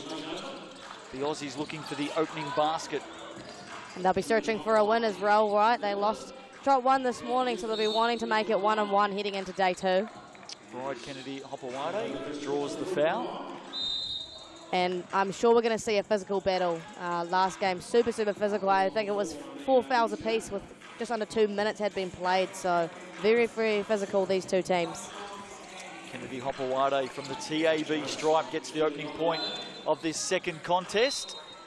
I think Lauren Hippolyte may have stepped on the sideline there. So that's a defender that you never beat, by the way, the sideline. Coach killer. The Aussies back with possession. Good to see Michaela Donnelly out there. Plenty of WNBL experience with the Townsville Fire, of course. Here she is on the turnaround, leaves the shot short. Speaking of WNBL, a Kiwi champion with the Melbourne Boomers, Lauren Hippolyte fires away. And some loose shots early in this one. The Aussies lead it by that single point. Kennedy Hopewade on the turnaround. Can't put it away. Chevy Palvast. Look out for her in this contest. Lots of experience at international level for the New Zealand number 10, Lauren Hippolyte for the 2. And that's what she does. She is a shooter. Any inch of space, she's going to pull. Coming off a big season, of course, with the mainland Pouakai in the Pro Women's League here in New Zealand. Yep, took a big load this season, especially with injuries. She had to play a lot of minutes and played a lot of rapid league minutes before the To'ihi games as well.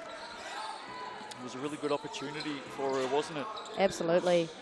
Palvast with the size on Donnelly inside. Turnaround leaves it short. Australia will come up with possession. Hello to all of our basketball fans through Australia, of course, and right around the world tuning in on FIBA YouTube.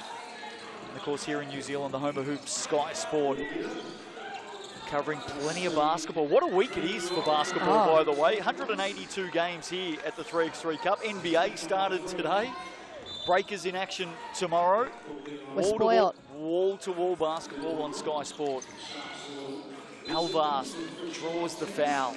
She'll head to the TAB. Early stages, opening 2 minutes. Tight one.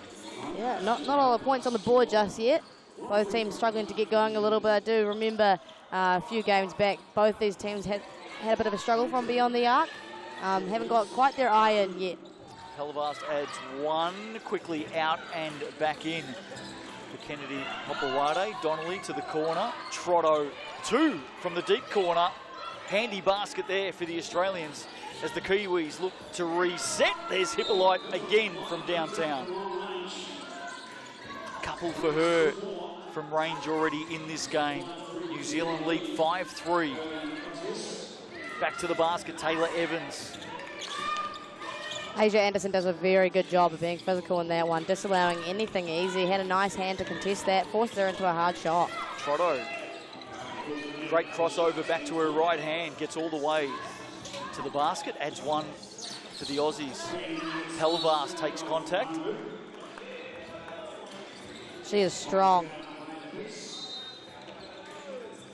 Kennedy Hopewade back on the court for the Australians. She joins Taylor Evans and Michaela Donnelly out there. Asia Anderson, Lauren Hippolyte, and Olivia O'Neill in the black singlets of the New Zealand Tall Ferns. There is Olivia O'Neill firing away. She's had a good 3x3 year as well with the under-23 team earlier this year, and then went away to Canada with the Tall Ferns squad not long ago. I thought she was one of the best players in the Sky Broadband Rapid League as well this season. Olivia O'Neill really came of age and grew through that new competition. Played a lot of minutes, didn't she? She played a lot of minutes, carried a big load, main point guard for that Rapid League team. Just really classy, really high IQ player, good defender. All you can ask for as a coach. Good setup there from the Aussies. Taylor Evans working well with Bride Kennedy Hopewade. And a chance here to tie it up from the TAB. Good shot there of Kennedy Hopewade. Leans into the shot, puts it away. So we're all tied up at 5 apiece after the opening few minutes. Double dribble called there. Another turnover for the Tall Ferns. You just feel that the Australians are starting to ease themselves into this contest. Timeout called here. We'll take a break on the court. But let's talk about that earlier game between New Zealand and Australia earlier tonight. The first of their 8 clashes here in Invercargill. Kiwis got home 15 to 10. Yeah, it was a real long game. It's what's kind of pushed back the rest of the games here today. I believe it was at least 15, 20 minutes long. Very, very physical battle. Again, there was a point in time where they had more fouls than they did points, which is quite unusual in 3x3. It was a really, really hard-fought battle. And the Australians had a hard trip over to New Zealand, believe it or not, as well. They were meant to land at Queenstown, a couple of hours up the road. Picturesque tourist town of Queenstown. 2 attempts to land. Got sent away, had to fly to Christchurch. Gosh, it's a nightmare, isn't it?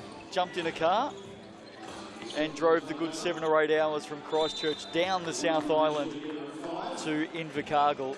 And all I can say is, from someone who takes about 100 flights a year, welcome to New Zealand. You know it more than anyone, Justin. It is unfortunately a fairly common occurrence. They would have slept well after that, that's for sure. What have you made here of the opening 3.5? It is a tight tussle at 5 It's apiece. tight. I don't imagine we're going to see any game that isn't like this. Both teams just trading buckets, super, super physical. Every player kind of playing a part. Including Michaela Donnelly. Nice step back with the deep one. Hippolyte from the outside, attacking off the wing. Return serve against Donnelly, 6 apiece. And a defensive assignment here, playing down low, definitely undersized. Not much she could do about that. Kennedy Hopewade taking advantage. Gives the Australians the lead. Chevy Pulvast. Hippolyte adds another 2. She has been running hot so far here tonight. That's Lauren what she does. Hippolyte, yep. Important points there for New Zealand. They retake the lead by 1. Can the Kangaroos respond? Michaela Donnelly. Asia Anderson, great defense. Look out, Hippolyte alone and nails it. Come on. Got to put a hand up, hand down, man down. Now all of a sudden, Tall Ferns out by 3. Good defense. Lauren Hippolyte wins it back. I'll tell you one person who will be tuning in from a distance tonight is Tall Ferns national coach, 5-on-5 that is, not 3x3, but no doubt Guy Malloy will be having a bit of a look from his base in Sydney this evening. Hello, Guy. Yeah. Hope you're doing well. Good evening to you. Of course, WNBL season coming up for him. Just another one. Coach of the Sydney Flames now, after a good decade with the Melbourne Boomers. He doesn't stop, does he? No, and he knows this venue well, of course. Coached the Southland Sharks this year, and I think has signed on for a further 2, so he'll be back in New Zealand after the coming WNBL season. Great to have Guy Malloy coaching across both countries. Donnelly, he's a bit like me. He's become accustomed to the way of life here in New Zealand. You love it? Yeah, it's great. Fantastic part of the world. Better than Australia? Oh, come on, Maya, don't ask me that. You put me under pressure now. That's a question I'm not going to answer. Jackie Trotto. I'm taking that as a yes. Getting after it. And again, second shot for her. Aussies need to get a bit of a wriggle on here.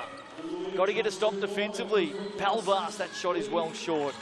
Yeah, you can see the fatigue slightly setting in for this Aussie team, right? The trip didn't go as planned, so probably just struggling to find their rhythm, struggling to find any consistency in their scoring. No one's hitting from downtown.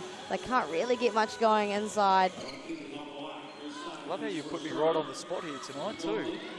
No Have I shocked you a little bit, no messing around from you, Maya. No. Another missed shot for the Aussies. And they're just struggling to score at the moment. Got going for a bit. Oh, strong stuff. Asia Anderson bullocking her way through. Did the heavy lifting there. Couldn't finish the shot though.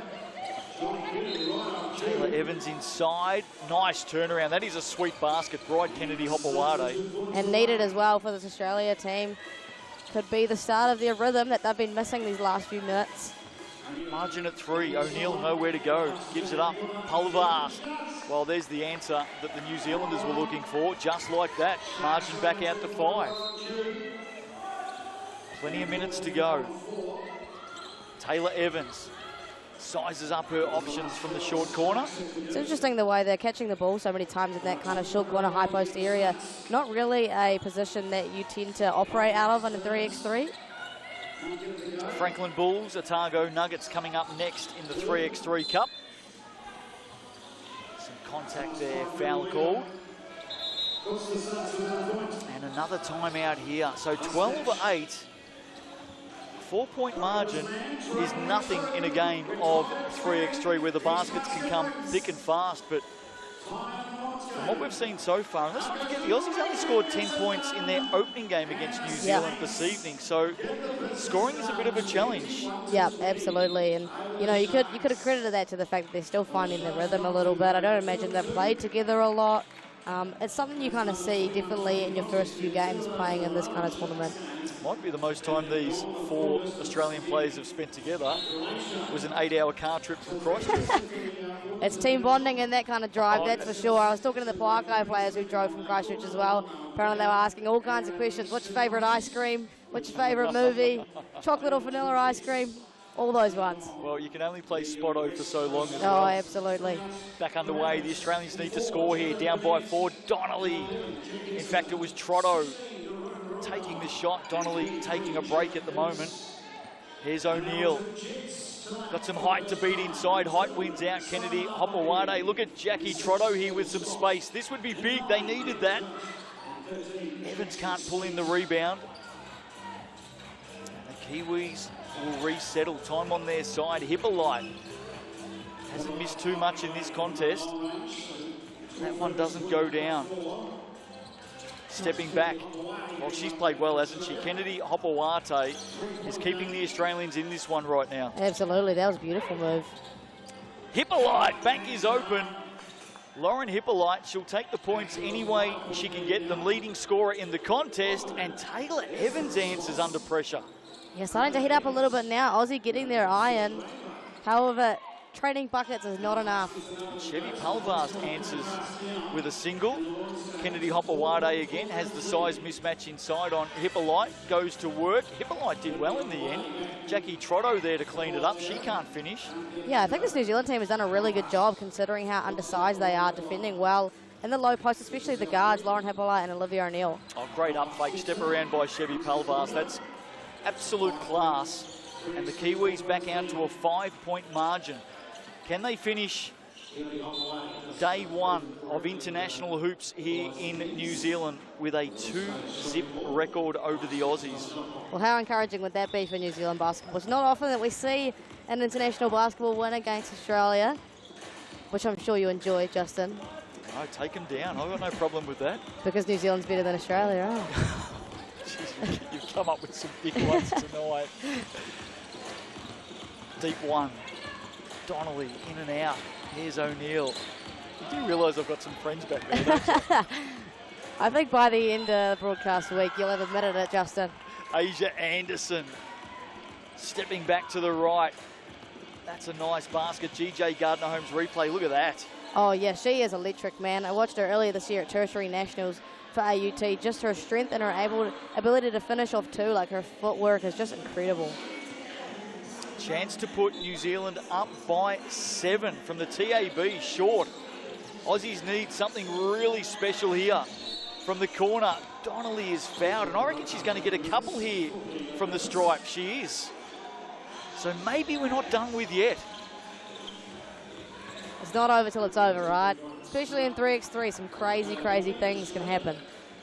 Kayla Donnelly, as I said earlier, WNBL experience with the Townsville Fire. Spent some time at the Logan Thunder as well, and has been plying her trade up and down Queensland for quite some time. A mum, young family. It's always cool to see women have family and then come back to playing, right? You have kids and able to return to the game and obviously play at a high level still. No doubt about that. Kennedy Hopewade with a single for the Aussies. Hippolyte misses. It's only a 3-point margin here. The Australians are storming home. Jackie Trotto, no, can't put it away. How big would that have been? Absolutely, they could have made things interesting. Now New Zealand could have an opportunity to extend it to 5 here. Shot clock at 3. Palvast going hard to the basket, just gets it up in time over Jackie Trotto. Did well defensively. Still a chance, Australia. That one rimming in and out for Kennedy Hopewate. Donnelly, Trotto. Oh, look at how unlucky. Invercargill does not want Australia to win. The Kangaroos, last two shots rolling around and rolling out. Hippolyte takes contact right on the buzzer of that 12-second shot clock, forced to put it up, 6.8 to play. 17-14, Australia to take possession, and they need something pretty special from here. What the Kiwis don't want to do is foul an outside make. Yeah. Got to be clean defensively. 8.8 it's reset at. Donnelly, urgency, got to go. Trotto, this will count as 2. Back of the iron. Kennedy Hopewate, and that is it.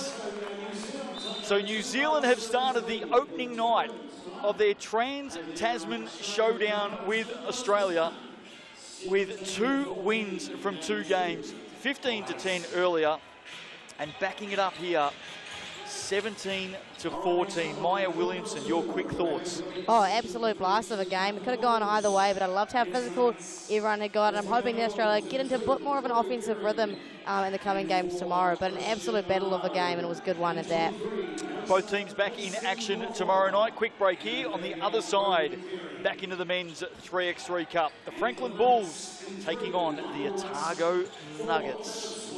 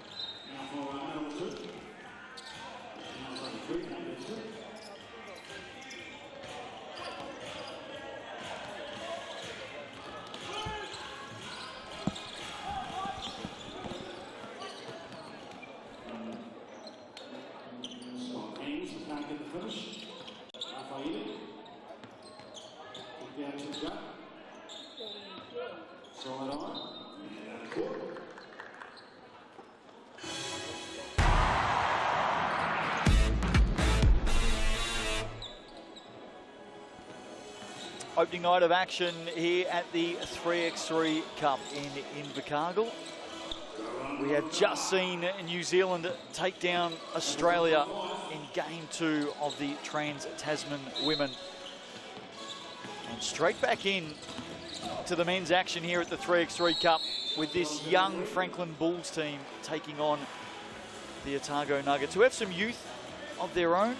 Justin Nelson with you. Maya Williamson sitting alongside me, and a bit cock-a-hoop at the moment with the Kiwis winning yet again. A little bit of smack talk going on in the break. Oh, mate, come on. You can't expect anything less from me, Justin. I love it. Nothing wrong with that. Opening points here, or point, I should say, for the Nuggets. The Bulls, such a young unit here. Perry. Yeah, they've had some losses today. However, I've really respected the fact that they've really stuck around with some impressive teams. They've played some high-caliber NBL-level teams, and they've stuck around despite having a very young lineup. Hewitt and Smile are working together for the Nuggets. They've got a chance to add some more points here. Hewitt stepping back for 2. Casey Nwafo on the drive. Does he get the roll? He does. So 3-2 early stages here. Nuggets lead this one. Hewitt will get all the way to the rack. Yeah, so in complete contrast to the New Zealand-Australia game, a high-scoring game already, moving very quickly at a quick pace. Nwafo did all the work. Couldn't get the finish, though. Smiler inside, Darcy Knox flicks it out. Hewan's been on target, add another 2. Incredible bull moon and really smart recognition from Darcy Knox to realise that Mitch Hewan, their best three-point shooter, wide open. Varno for 2 of his own. Doubles the score for the Bulls. Oh, don't tell me. Hewan looking for his 3rd from long range. Perry gives it up, Noir 4. Off to Varno, and he adds a couple. So all of a sudden, the Bulls right back in it, tied up 6 apiece. Yeah, Christian Varno was part of the Rotorua boys high school team that competed at secondary school nationals earlier this year. Ended up placing 4th, I believe, and he made the tournament team. Had 8 3-pointers in a semi-final, so he can definitely shoot it. Well, we saw a little bit of him through the Sal's NBL season as well. Some spot minutes here and there for the Bulls. Darcy Knox, he is well and truly an established player in the Sal's NBL for the Nuggets. Championship winning player, 2-time, by the way. Wow. Showdown in 2020, and of course, in the full NBL season 2022. Yeah, everyone knows the name Darcy Knox, that's for sure. He'll like the fact that you've said that too. Noir 4 off the glass, good basket for the Bulls, they respond. Yeah, so despite a young lineup, we see Bulls just really hang around with some high caliber teams. Hewan thought he was going to hand it off there. All of a sudden, under pressure, over the top of Brody Perry. What a haircut, by the way. Oh, the Perry boys certainly deliver the goods. It's a trademark haircut there from Brody Perry. I must admit, some of the most consistent comments I get from overseas viewers who message me and ask me questions through the week, they want to know what the love affair is here in New Zealand with the mullet. Oh, I couldn't even answer that, eh? It's just become a thing, and it is a thing. Oh, it's a thing. It's a thing. And blonde mullets are a thing now, apparently. I've got to tell you, anyone who's a fan of Brody Perry, it's not just a thing, it's a thing of beauty. There Oh, he is. absolutely. Look at those luscious locks. Wearing the number 38 for the Bulls. And I wonder what the significance is for Brody Perry with the number 38. If any Franklin Bulls fans are watching on, we'd love to know. Absolutely. It's not a common number you see in basketball. No, it's not usually a preferred number, 38. Maybe it's got some sort of significance. There he is, Brody Perry. I'll tell you what, that is a thing of beauty. It would almost be a New Zealand crime if he cut it. I don't think it'd be okay with the country. Right in the contest at the moment, Corey Perry. And they take the lead, the Bulls. Searching for their first win, of course. 3 games in the opening session earlier today, and they went down in all 3, this young Franklin Bulls outfit. So if they can get this one, all of a sudden their heads hit the pillow after day 1. Feeling a little bit better about their efforts. Yeah, absolutely. I mean, I think they should be happy with their efforts today anyway. Like, they only had an 18-21 loss against the Rapids, who are almost all comprised of NBL players, right? And a bunch of young guys competing that closely is definitely testament to their ability. Yeah, well said. This is an incredibly young Bulls outfit. Darcy Knox on the spin, trying to tap it back in as well. Perry through traffic, just hoiks it out, looking for Noir 4. He bustles his way to the basket, that one in and out. They do still lead by 1 though. Hewan hits some early big shots, sends it out to Darcy Knox, catch and shoot. Doesn't go down. 5:45 left to play. Perry showing some good handles. Does enough there to add another point. They lead by 2. Yeah, I mean, probably not how it was expected to go at the start of the game, but nevertheless, I'm liking the effort, and the Nuggets really struggling to find any consistent route of scoring at the moment. I believe Mike Rusk has been sitting for a while as he tweaked his ankle a little bit earlier today, so obviously a bit more fatigue and load that this Nuggets team has to take. There's Darcy Knox on screen. Continues to play a significant role for this Nuggets team. The elder statesman here in Invercargill. Speaking of Mike Rusk, back onto the court. Good basket there. Heavy defence. Smiler coming across with the block. Did foul though. KC Whai will head to the TAB. Speaking of the Franklin Bulls, I know they made a semi-final, for memory, at the Showdown in 2020, but full-blown Sal's NBL season, of course, made the finals this year. Yeah, incredible. Good, great to see. Certainly a lot to like about what they have coming up in future years. And I love the development they've had over these last few years in their region. A lot of coaching development that they have, and lots of development of younger kids as well from really young age groups. So it's cool to see them kind of establishing themselves as a region in New Zealand. Perry to Perry comes up with a couple. Sounds like a chicken spice, Perry. Plenty of spice on that one as they add 2. Bulls out by 4. Rusk creates some space. Can't answer. Actually, a lot of members of good basketball families. Obviously, Mike Rusk, a part of the Rusk family with multiple ballers, and then Caleb Smiler, I believe, a few cousins and siblings in there that are really high talented basketball players in New Zealand as well. Yeah, plenty of Smilers around the country, you're right. Believe battling away with Darcy Knox there.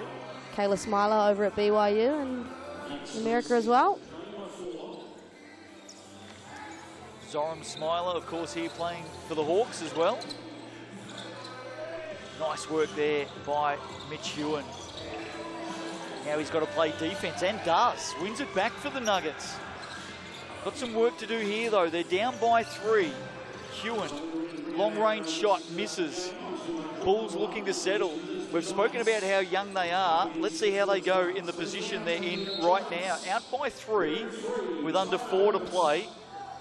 Who's going to step up for the Bulls and just calm the farm? Yeah, well, I like the strategy here from KC. He can recognise a mismatch, and he knows that the only way they can really defend him down low is to foul him and earn himself a strip to the TAB line. He's done a really good job at utilising his genetic advantage. Put the shot away as well. Margin at 4. I know we've got plenty of viewers from the Bulls who'll be watching in. Lots of fans, of course, throughout Pouakai and the whole Franklin region. And these young bucks for the Bulls, the young calves, have got plenty of admirers as well. I believe Pakai had their a record finish at secondary school nationals this year, finishing 11th. They did. First time I think they've ever made it. So it's a really good finish from a small town, and much to the credit of the mullet man himself, Brodie Perry.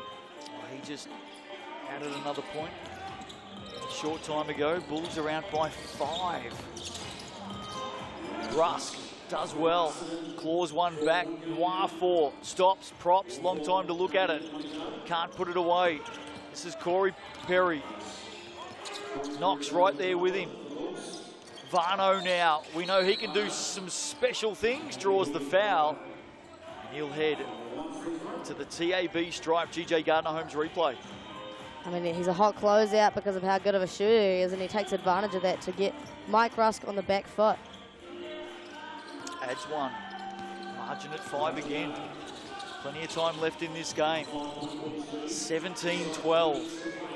Can this young Bulls outfit head home after day 1 with a win? Yeah, that would be encouraging for them to get one of those in their pockets. Varno pulls up the dribble, fires away over Smiler, leaves it short.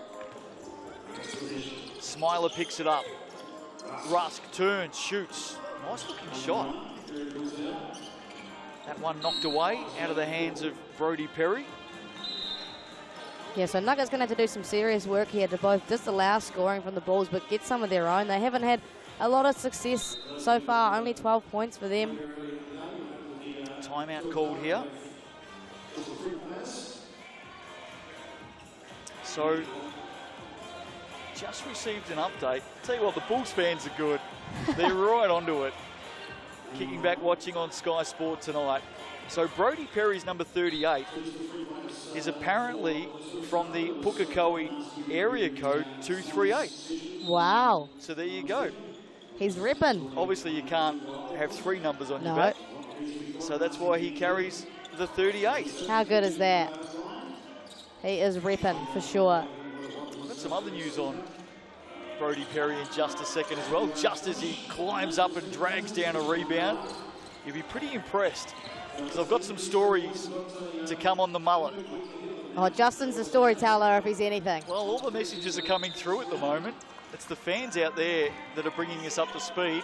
Mitch Ewan, big 2-pointer there. And all of a sudden we've got a 3-point ball game. Noir 4, great pass inside from Varno. Noir 4 will head back to the TAB.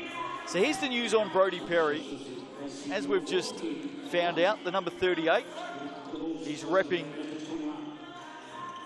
the local code, of course, 238 of Pouakai. And the reason he's got a blonde mullet, and it is very blonde, by the way. Yeah, the blonde is apparent. It's because of the Blonde Mullet Brigade fundraiser, raising money for Mike King's Gumboot Friday. So Wow. there you go. I believe that's a mental health foundation cause. All in the I name believe. of raising some money. So well done, young man. Yeah, cup high, Brodie. What a dude. Darcy Knox with a big 2 there for the Nuggets. We're back to 1. 1:39 to play. And anybody out there, by the way, who's looking to donate, I'm sure you can work it out. And I'm sure that Brodie would be very pleased with the donation as well. Here's Varno on the drive. The 2 number 4s over Smiler, adds 1 handy point there for the Bulls. Yeah, puts a lot of pressure on the Nuggets now. Getting within close to that 21-point line, and Nuggets need to get some points on the board. Smart play, Darcy Knox. Got Noir 4 flying for it. Back to 1. Good pass inside. Noir 4, I think, may have been fouled on the floor. He was. No more to give now for either team, actually. Otherwise, they'll be going to the TAB line for 2. Probably something these guys want to avoid. 6 fouls apiece. Well, it could be the decider in the game if that happens. Darcy Knox, terrific defensively. Now he gets on the move offensively. Darcy Knox off the glass, spinning it in. And we've got a tied ball game. Who would have thought not long ago it was a 5-point lead for these Bulls guys? But Christian Varno, he's got something to say. Well, you've been talking up his shooting prowess, and he has delivered for you, Maya. 2-point lead. Smiler gets to the basket, cuts it to 1. 34.4 to play. Yeah, Andrew Horrocks described him as hot as a hibachi grill. Oh, I like that. Out of play. Varno losing control of it. And the Nuggets get it back, and importantly, they've got a chance to win the game. How great would that be? A mighty comeback and a win with under 30 seconds to go. I like this timeout here as well. Both teams will come together and talk through the position that they're in, and it's probably a better chat for the Nuggets at the moment, because if they can land a blow here from deep, they'll take the victory, unseemingly as it was for the most part of this game. Yeah, not long ago, I would have thought it was a bit of a write-off for the Bulls teams here. Now, tell you what's interesting here, Maya, is Mitch Ewan is the one taking the seat as the sub. I would have had him out there. Oh, well, he is the prominent 3-point shooter, I would have thought. So Rusk to start. Darcy Knox wants it. Instead it goes to Smiler. Close defense, Noir 4. Shot clock started very, very late then. In fact, I reckon the officials on the side forgot about it, because it's still at 5. Rusk with the shot. Back of the iron doesn't go. It resets now. Rusk with another chance. That one is short. Darcy Knox keeps it in. Oh, look out. Smiler almost on the buzzer. Oh, my goodness. 4th opportunity. There's a foul there. No, there's not. Not called. Well, the Bulls have got the win. Whistles put away late. Wow. That's an ending. Interesting. Wouldn't mind seeing the G.J. Gardner-Holmes replay there.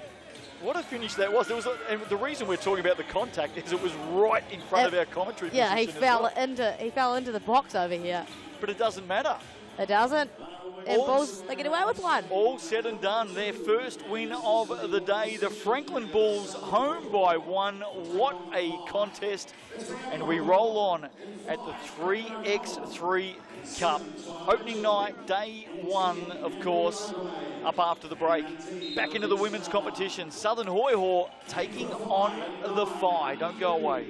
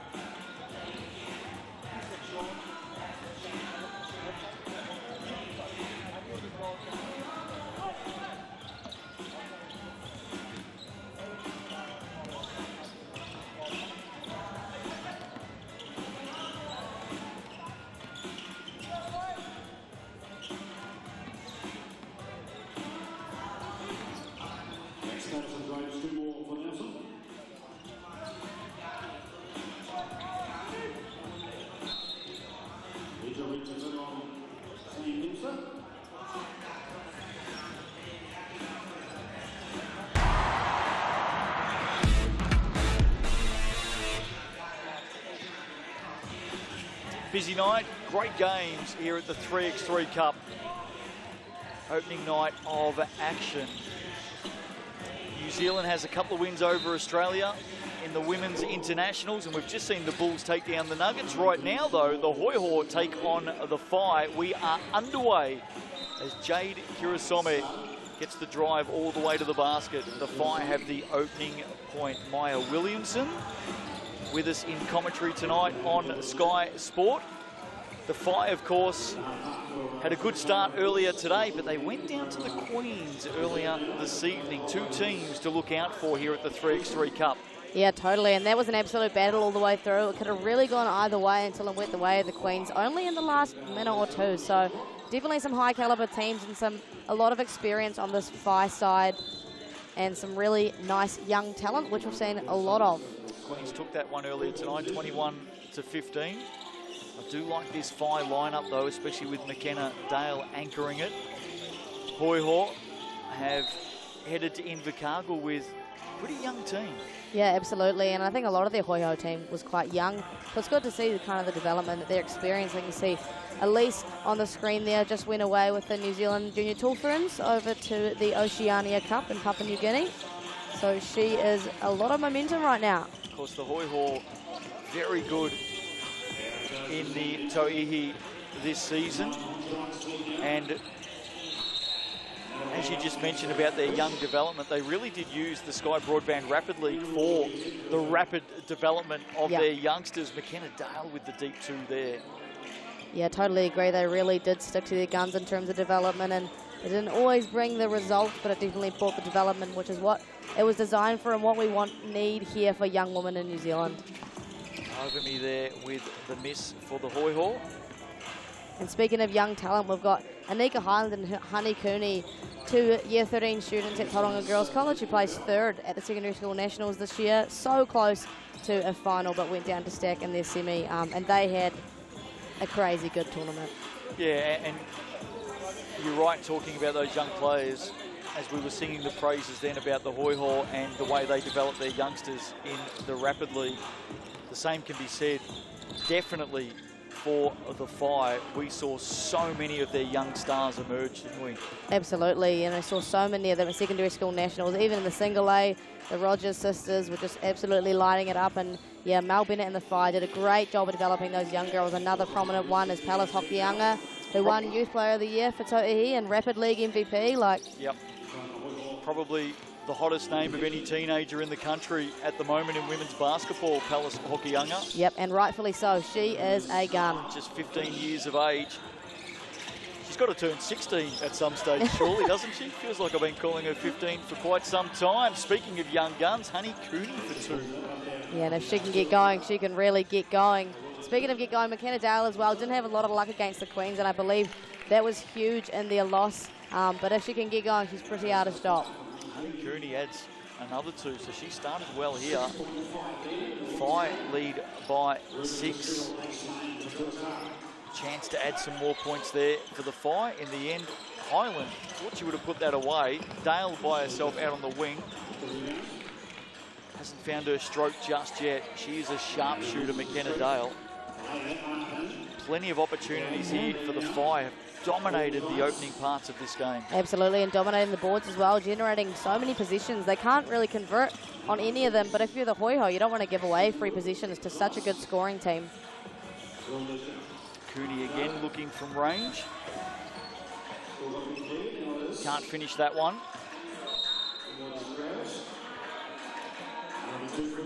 Nearly 3 minutes into the contest. Whai lead at 8-2. Caitlin O'Connell gets us restarted for the Hoiho on the turnaround. Comes up short. She's a battler though. Always Absolutely. scrapping, isn't she? That's that Dunedin spirit. Speaking of scrapping, the Whai get it back and land a big blow from deep. Jade Kirasome, and does well defensively here. Turns, shoots. That one rattles around. Margin at 8. Whai, you would think from what we've seen in the last 3.5 minutes, have taken it upon themselves to respond very strongly off that earlier loss to the Queens. Absolutely, they've got a lot to prove, definitely. They want to prove that they can be one of the top teams here, and they're definitely doing so, I guess, especially against a fellow Tauihi team. Caitlin O'Connell leaves it short from the TAB. Nice little handoff there. Kirasome to Dale. And another point added for the Whai. Anika Highland knocking it away from O'Connell. McKenna Dale cutting to the basket for another one. Been really impressed with Anika Highland this year. She was averaging about 20-odd at secondary school nationals, had a 40-point game, and yeah, proved herself to be a good Whai development player as well. Caitlin O'Connell takes a break. Tell us a little bit about Caitlin O'Connell. She's a player that we've seen plenty of, the youngster, over the last few years. Oh, absolutely. Started in Taranaki. Sacred Heart, I believe, was the high school she went to. I remember playing under-17 nationals when they won, and she was actually earned MVP and then made the move to Dunedin for her tertiary study. But yeah, she is a hustler and was quite a prominent figure in the Hoiho team this year. So I think she might have been the 6th, 7th man every game. Played plenty of minutes in the Rapid League as well. They've got a job to do here though, the Hoiho, haven't they? Down by 10. Whai have dominated this one. And even if you don't get the win, it's important to get points on the board, because if there is a tie, it can come down to the points scored, right? So you still want to generate as many points as you can, even if you don't get a win. McKenna Dale, another one off the glass. She's not hitting them from outside. She's doing all the work inside at the moment. 14-3. And to your point there, Maya, the points are important because we're definitely going to see ties up and down the table, given that in the competition this year, all teams are in the same pool. So there's not multiple pools. There's 14 teams in the men, and there's 10 teams in the women, and they're all playing against each other. It's a lot of basketball, isn't it? There'll be some tired bodies on Saturday night. And there will definitely be positions come finals time that will be decided through tiebreakers. Where the points scored becomes so important in 3x3. And they've got 5 minutes still here to get some points on the board. However, it could be an early finish, considering Whai out part of the way there. O'Connell, deep 2, rebound, Dale. Whai looking to motor home early here. Head back to the hotel and get some sleep. Honey Cooney has already put a couple away from long range, not on that occasion. They scored in a flurry, didn't they? Absolutely. The Whai. And they're a scoring team, that's for sure. Even without a lot of success from beyond the arc, they're still able to get on the rim. I mean, McKenna Dale does a great job of recognising that she's a hot closeout. She's able to just go downhill, whether she's got a layup or she's got a kick out. She's done a really good job. Saying earlier today, watching the Whai and McKenna Dale's season in Tauihi, And I know we said hello to Guy Malloy a little bit earlier on, but I will be very, very surprised if McKenna Dale isn't part of his Tall Ferns plans for the Olympic qualifiers in February. I mean, if you can shoot like that, you are international gold. There's nothing better than a pure three-point shooter, and that's what she can do. Yep. Back underway out of the timeout. Mitchell inside. It's been kept pretty quiet so far in this one. We know she can light it up from outside. Shot clock at 6. Kirasome wrapped up underneath by Ivomy. She'll head to the TAB stripe. Speaking of good seasons, there's the replay, by the way. There's the hold from Nat Ivomy. Jade Kirasome had some sort of a season for the Whai as well in the Toihi Pro League. Yeah, I love that injection of her into that Whai lineup. She did a very good job playing that point guard position. She plays so hard all the time. Huge player defensively. Spoke to Mel Bennett earlier this year at Secondary School Nationals, and she absolutely loved having her around and really wants her to come back next year and play even at a higher level. Bowed out in the semi-finals, of course. They did go on and take 3rd place. McKenna Dale, great work inside. In fact, maybe too long inside for Kirasome. That is the call. So the Hoiho take possession back. Couple more games to come to close us out on day 1. The Queens are back in action after this. Tokomanawa Queens, they've had a great start to the 3x3 Cup. They look the team to beat. They take on the Storm next, the locals, the Southerners, the Southland Storm. And then to finish this off on night 1. Speaking of teams that have impressed, the Manawatu Jets take on the Southland Sharks. The Sharks coming off an earlier upset loss tonight. They went down to the Rapids earlier. But how about the start today by the Manawatu Jets? 3 wins from 3 games in the opening session today. Yeah, and I believe there's such a well-versed 3x3 team. I had the pleasure of commentating them earlier. Jackson Stent absolutely lit it up from beyond the arc for 2-pointers. But just a really well-versed team across the board for them. I know over on court 1, they did play a little bit earlier against the Rapids. Got to be honest, I don't know how they went, so they might be 4-0 right now. Basket for basket stuff there. Tyler Mitchell draining the long 2 for the Hoiho. 15-7. Speaking of 2s, Kirasome. Mitchell may respond. That one too deep. Tyler Mitchell also had a really great season with the Hoiho, a big part of their Rapid League team, and played quite a few minutes. I think she was a nominee for Youth Player of the Year as well for the Toihi League. Should be one to watch going forward in Kiwi basketball. And just named MVP of the tertiary national competition that they won earlier this year as well. And just fouled McKenna Dale. Accolades on accolades. There's Anika Highland, hands on hips. It's a tiring game, 3x3, it's a tiring game. Don't know if you've played a bit of it in your day, Justin. I reckon come Saturday night, commentating at my 3rd 3x3 Cup, I'll reconfirm yet again that it's tiring commentating. I'm sure you will. I think Nick Bewley and a couple others had an idea of a media 3x3 game, Justin, and your name was thrown in the mix. Yeah, right. Get the New Balance out. Come on. I'm happy to referee it, actually. I would have a lot of fun blowing the whistle on you lot. I think the Justin and Maya matchup was actually spoken about. I'm just saying. The idea is in the air, just saying.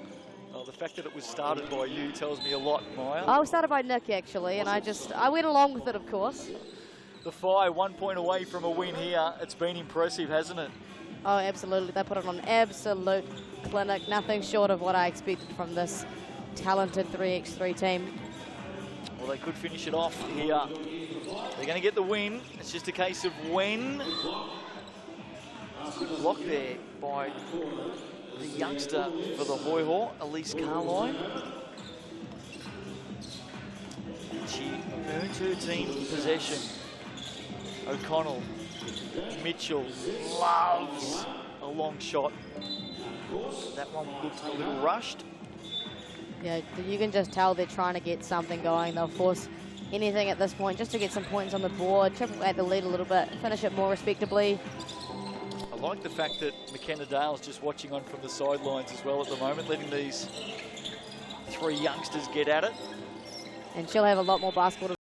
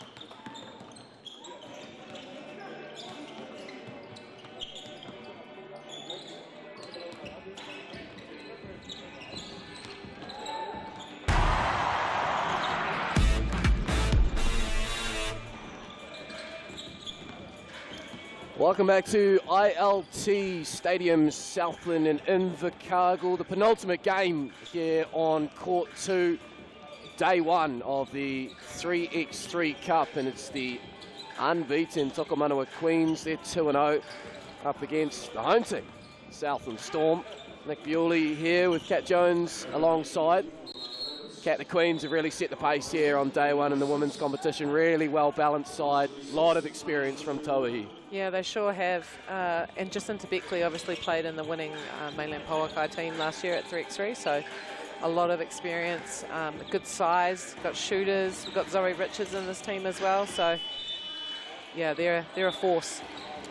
On the other side, the Southland Storm, a couple of players returning for them, and Lucy Brown and Laura Jackson from last year, and then the 2 basketball netballers, and Jen O'Connell and Alia Dunn. Great to see them in the 3x3 format. So they do have that height, the Storm, and you feel like if they can use it to good effect, they could cause some issues for the Queens if they get it right. Sure. And I think I did the commentary for their first game today, and I think probably just a bit of nerves and not really kind of being able to play with each other as much. That kind of showed through, but they certainly came back with a bit of a run at the end there. So they do have the potential to score at will. Stays with the Storm with 7 seconds on the shot clock. Shot clock hasn't actually restarted, so eventually does so. Now it's ticking down. And that was last touched by Jen O'Connell, so it'll be back with the Queens. And I think Jen probably acknowledges that, you know, handling the ball's probably not her strong suit, so she'll try and remedy that with the next position. Good find there, back to Langton. And the Queens are on the board first. Here is Laura Jackson, and far away from deep. Tidy up there by Lucy Brown. Yeah. Caught in 2 minds there, Lucy. back with the Queens now, and that was last touched by Beck. Good work there by Jackson. Just disrupting a few things there.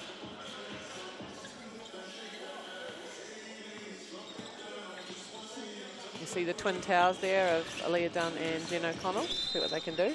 Some mismatches in the post. No, broken up. Look to connect, unable to do so. Well read by Beck. And then a foot out of bounds. So Storm will get another opportunity. We've had a couple of early sort of turnovers, the Queens, but it's been a while since they've played, so maybe they're just warming up into it. Beck with the rebound. Such an accomplished player, Stella Beck. Misses on that one. She'll get plenty more opportunities. There is that advantage, and Jen O'Connell, a nice finish with the left. One each. Beckley. Oh, good hustle there, Aaliyah Dunn.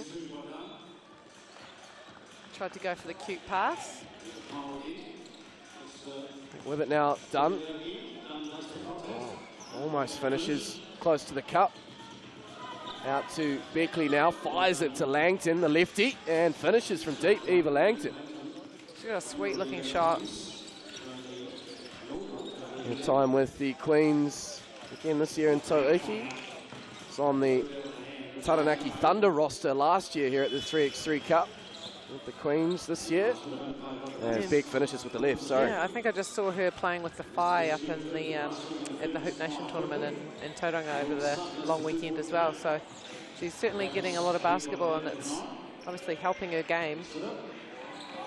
It's been very impressive early on. Tied it up there by O'Connell. Brown immediately back to O'Connell.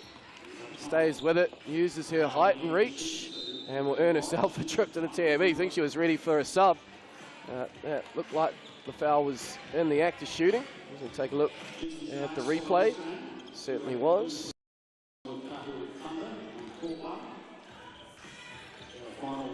Also spent time in Tauihi with the Hoiho. Forcing rapidly as Beckley can't finish, but well tidied up there by Langton. Here's Jackson now. Get that one to go. Zoe Richards firing away. A lot of twos early. A good hustle there by Jackson with a little hustle. Not Open the biggest player, out there. Beckley. Oh. Just a lid on the rim at the moment. As we take a second look, Beckley too open. Player of her quality.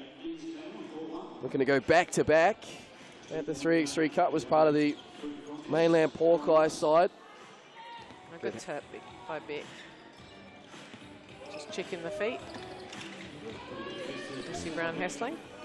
Loses her footing, Beck, and it's back with the Southland Storm. Oh, bullet pass from Dunn. Jackson tries to loop it up and in, but recovery there by Beckley. And then a pinpoint pass. Great help D by Aaliyah Dunn. Just showing her presence under there. And again, we've got more blocks than points at the moment, I think. Coming out to the 2-minute mark, and it's the Queens ahead 5-1. Maybe you can expect this type of untidiness at, what is it, 9:30 at night? Yeah, both teams game 3. Plenty more basketball to come, though, over the course of the week. 10 teams in the women's competition. Everyone plays everyone, so 6 pool games to go for seedings, classifications, and a whistle and a foul there, and a trip to the TAB for Beck. But it is a marathon, isn't it? It's not a sprint, yep. So where you can push clear, get these games done quickly, you really want to. Save the legs, save the energy. Particularly for those teams that are maybe carrying a couple of niggling injuries. I know that the Tuatara are doing it tough at the moment, just with these 3. Replacement player on the way, set to arrive mid-morning, so Tuatara will be restored to the full allotment of 4 players. But yeah, thoughts with Ryan Laumatia. Nasty looking leg injury, but he's en route back to Auckland. Wish him a speedy recovery as Laura Jackson picks it up here for the Storm. Finds the cutting O'Connell. Looked like there was contact there down low. No call. And a shot clock expiry, unfortunately, for the home team. Did not touch the rim, just went right over the top apparently. What colour would you call the Southland Sharks alternate strip? Oh, I'm the worst person to ask in terms of colours. Just ask my wife. We argue about colours all the time. Is it like a... It's a teal. Is it a teal? Dark teal kind of a colour? Well, then what is the Queen's? Are they just a turquoise? It's more green though, I think. I mean, maybe we should open up a chat for this. I mean, we could get some great feedback. What colour are these two teams wearing? And actually, just to make it even more complicated, the Southland Storm have got a bit of a pattern going on in that colour too. Within the blue? Yep. Right. I'm no help. We'll call the uniform. We'll ask if one of our commentators taking a break, perhaps in the post game, can clarify in the interview. As O'Connell tidies up. Again, the offense just, for all their endeavour and hard work, and credit to the Storm for limiting the Queens to just 6 points. It's just on the other end at the moment, trying to find a way through and put some scoreboard pressure. Just those little shots around the hoop, they're the ones that you need to drop. And they haven't been that lucky with those. And that's where naturally it is so different with these two, Dunn and O'Connell coming in as goal shoots in netball. Not having that, yes, it's physical in netball, but it's a different type of physicality in basketball, and being able to dribble, move in and around. And even more so in this form of the game in 3x3. No time to settle. But fine in the corner to Brown. Almost gets the shooter's roll. Good defensive hustle there again, though. Picking up some loose ball here, the Storm. So Richards with the smart play off the deck. And then a push on Beckley from O'Connell, who will take a seat. We'll take a look at the replay there, the work of Richards. Hit the deck, stayed with it. There's a reason she wears those knee pads, I tell you what. Jen O'Connell might want to invest in a pair as well. And shooting one here, Stella Beck. Storm up to 14 fouls. Not too far away from 7, but still a bit of space. As Beck hits the free throw from the TAB, and then, oh, great intercept there, Beckley. And then the fine to Beck. Front iron. Can't make them pay. The men's ball from court 1's made it all the way down to the end of court 2, but without disrupting. Great shot. The Storm, yeah. So we, at 3 points, 8-3. If they can get a couple of those 2 balls to drop, Storm will be able to narrow the lead. But 15 fouls, so. 15 foul is starting to verge on a concern. Free throws from 7 onwards. Haven't quite made it to the halfway mark yet as Laura Jackson fires away. She'll get it. Long rebound. Lucy Brown, bit of miscommunication there. It stays with the Storm though. Oh, but good extension there. Eva Langton. Good hustle by Jackson. She wasn't giving up. She's one of the more diminutive players that we have in this competition, 3x3 competition, but she certainly gives all she's got. Yeah, fights for every possession. Doesn't give up on the plate. Laura Jackson. There's Beck. Shot clock winding down. Yeah, just 3 seconds now. Beckley from the elbow. Nice finish. She's got a very efficient shot just into Beckley. I think she doesn't waste any time. An offensive rebound by O'Connell. Takes her time with it, but again, just a little bit too heavy. Now Beck wide open. That 2 ball to go on this game thus far. But Laura Jackson does. Much needed bucket there for the Storm. They cut it to 5. Beckley with the offensive rebound. 4:30 remaining in this one.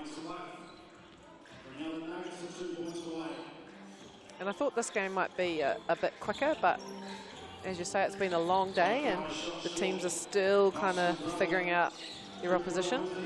Beckley wide open. Can't make the Storm pay as Dunn and Richards. A bit of a dance under the hoop. A tangle.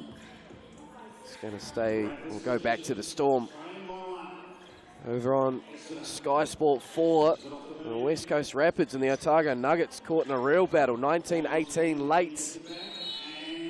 And 3 in the key on the Storm. I was actually just looking at Jen O'Connell's shoes. It looks like she's got Jordans on. She's been playing basketball this year for the Hoiho, so she doesn't necessarily need to wear her Essex netball shoes.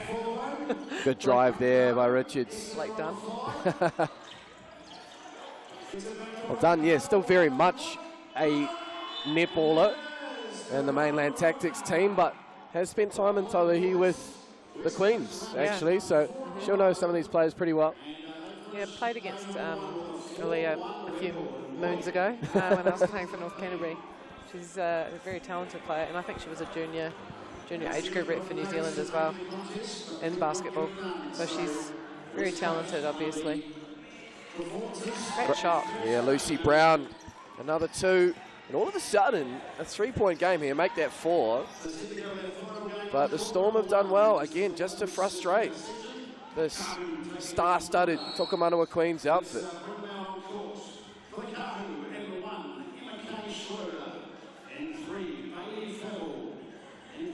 Yeah, they're just hanging around. It's 12-8, 3:41 to go. They know they don't have another game after this, so they can give it their all, regroup, and get ready for tomorrow. It's the kind of game where it just feels comfortable for the Queens, but can very much change on a dime here. They don't want to rest on their laurels. They need to put this one away. Move to 3 wins from 3. The West Coast Rapids over on court 1 did get the job done there. So I believe they will go top of the table in the men's competition at the end of day 1. Pretty handy late replacement for the West Coast Rapids and Daron Rokawa. Handy replacement too, I think. Yeah. Apparently flats with... Flatting with Jack Exeter in Christchurch. Got the late call-up. It's a good pickup. Use those contacts as Dunn tidies up. 14-9 with a little over 3 to go. As Beck just pushes the pace a little, can't get that one to go. Tries to use her off arm to get some space, and now uses it to foul tactically. Alia Dunn will head to the TAB stripe to shoot 1. We have 1 game, I believe, to go after this. Kat Jones is looking at my schedule. Yeah, Manawatu Jets and the home team, the Southland Sharks, who after winning both games in the day session had consecutive defeats in the evening. So they'll be hoping to end day 1 on a winning note. Manawatu been a bit of a revelation on day 1. They're 3-1. Hope she's okay. Richard's just taking a bit of a knock to the face. Luckily, she's wearing a mouth guard. Jen O'Connell might have taken a blow there as well on her haunches. She's she's looking to sub, I think. No, she's staying in the game. Alia Dunn's already beat her to the chair. Beck up top. Richards down low. Mismatch there on Jackson. And adds another 1. So the Queens out now by 6. Make that 4 though. Laura Jackson. The Storm won't go away. Yeah. She's going to go for everything. And she's got another important steal and then gets fouled. Shooting the 2. So this could be 4 points in a matter of seconds for the Southland Storm,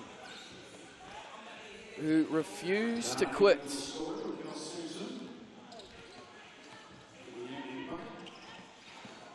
Gets the roll. 3-point game. Lucy Brown marking Langton in the perimeter. Done there if needed, not required. Makes them both. 2-point ball game. Langton catches Brown in the air. Wayward off the 2. Beck tidies up. resets. And an offensive foul call. Yeah. I wasn't actually sure that that shot hit the rim, so. I don't think Stella was either. Yeah. She dribbled her way back to the 2-point line just in case another check was required. Southland still doing a great job of staying in this game. Laura Jackson takes a well-earned rest as they go to their tall towers. O'Connell somehow gets it up and in. They've got ourselves a 1-point game. 5-0 run. And that's not a bad foul because that is on the floor, but it is also their 6th. So next one will be 2 shots. Just a reminder there via the referees. Got a fresh 12 seconds here for the Queens. Beckley to Langton. Don't think she should have gone under. Okay, wow. Got away with one there. Long rebound. Beck tidies up. Langton will fire away again. Leaves it short. Here come the Storm. Jackson in motion. Southland hit the lead. Who would have thunk it? Great play by little Laura Jackson. Yeah, she has inspired this comeback here. Flips Laura Jackson, just a little bit too much. Next assignment, Beck fakes and hits. Big time bucket, Stella Beck. Queens Dunn. up by 1. Elliot Dunn in the corner. 18-17. No, and a turnover. 3 in the key. A lot to unpack. She might have stepped out of bounds just then, Stella Beck, so it'll be Southland Storm ball. Storm lead by 1. 1:18 remaining, and they're 3 points away. Jen O'Connell exhausted on the bench, hasn't even made it to the chair. Brown with a push in the back. And that's the 6th team foul on the Queens. Any fouls from here and we're shooting free throws. This is tense. It is. Completely against the script, the form book. Throw it all out. And the crowd here in Invercargill getting behind the Southland Storm. Banks open for Lucy Brown. Big shot. They're 1 away, the Storm. Beckley, can she respond? Yes, she can. 20-19. Who's got it? Who wants it? Oh, wasn't expecting it. It's just a bit too much. That's not a great foul. They can seal the game with 2 free throws here. Oh, a potential heartbreaker here for the Southland Storm. Zoe Richards. Does she have the temperament, the cool, calm, collected measure to just ice the game here? I think she does. Gets the roll. Next bucket wins. She's been pretty solid. It's in Richards' hands, and it's out! 20 apiece. O'Connell tidies up. Brown, this will win it. Oh, not far away. Beck. Don't foul. Richards. Oh, there is a foul. Now she has the chance to seal it again. This will do it, you'd think. Commentator's curse. I won't say anything this time. She'll get 2 bites of the cherry here, Zoe Richards. And she only needs 1. Another 21 points to 20 game here on day 1 of the 3x3 Cup. And the Tokomanawa Queens get out of jail. They certainly do. And they look exhausted. Credit to the Southland Storm. Laura Jackson's perimeter shooting. Lucy Brown got going. Alia Dunn and Jen O'Connell doing a lot of the dirty work. They're tidying up, finding their guards. But how about that for a game? It was amazing. I think we may have preempted it at the start, thinking that, you know, on paper, it should have been, you know, a quick game. But no. Well, that is 3x3 in a nutshell. Very rarely goes to script. Time for a quick break for us to catch our breath here before the final game here on Sky Sport 5 Court 2 on day 1. It's the Manawatu Jets and the other home team, the Southland Sharks.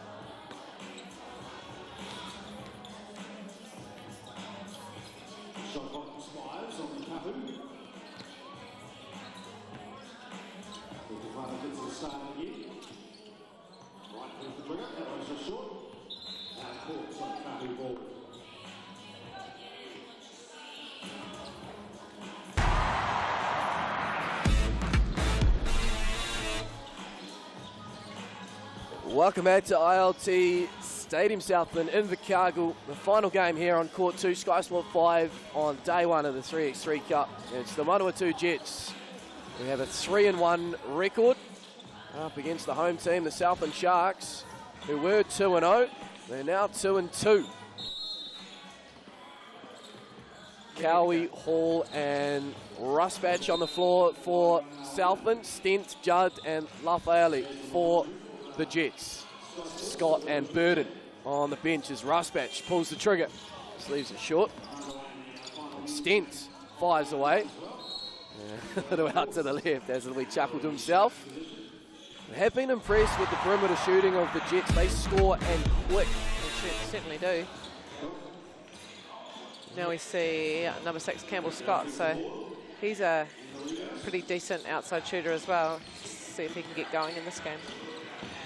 There's Rusbatch back in the Southland Sharks colours. NBL with the Hawke's Bay Hawks this year. There's Stent now trying to find that range from deep. A little heavy this time. This one, Campbell Scott almost joins us here in commentary. Beats him out of bounds. So Stent's tried both sides. Maybe we'll go top or corner next. Burden, oh nice cut, Ben Hall. And we're underway from a scoring standpoint. Just inside a minute. The Sharks open their account. Looking for the 3x3 three-peats. Winners in 2020, year off for COVID in 21. Winners in 22. They do of course have the advantage of being here at home, but nice shot there by Campbell Scott. And the Jets take a 2-1 lead. Hall leaves that one short, Ben Hall. See Rusbatch back in the game.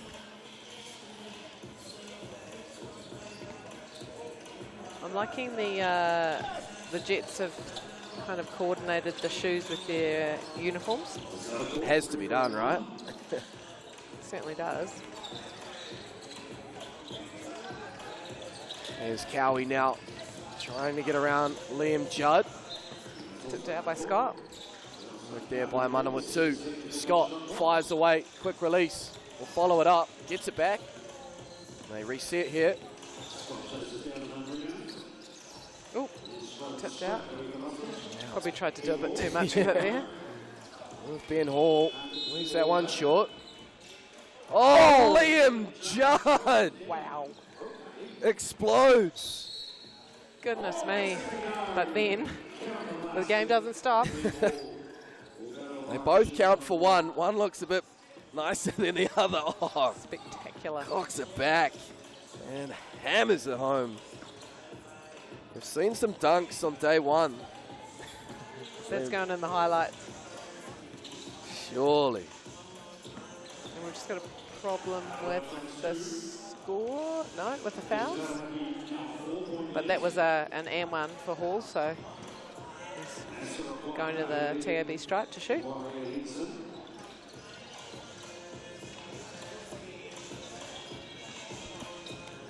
Still waiting to get that sorted. Thumbs are up. Yep. 3-2. With a chance to tie it. And tied ball game, 3 each. Really competitive first day on this men's side with no unbeaten team. Manawatu were the last unbeaten team. 3-0. It just went down To the Rapids. To the Rapids, yeah, who have now moved to 4-1 since. Rafaele's battling in there for the rebound. Butter on the ball there, was slipping out the grass with multiple players. Eventually now Rusbatch. This won't go. And there's only slight signs of fatigue here from two very sharp offensive teams late on day one. There is Rusbatch. Can't get that one to go from deep. But they tidy up the Sharks, and Hall takes his time. Steps through, nice move. Puts the Sharks in front. Rafaele, front iron. Little screen, back screen, rub screen by Ethan Rusbatch to get Zoe Burton free for a shot. Scott now. Well, both teams falling in love with the shot from beyond the arc, and Ben Hall says, I've seen enough of that. The basket won't count though, the foul's on the floor. It'll be a Sharks possession once more in a new 12 seconds. 4-3. Number 2.5 gone.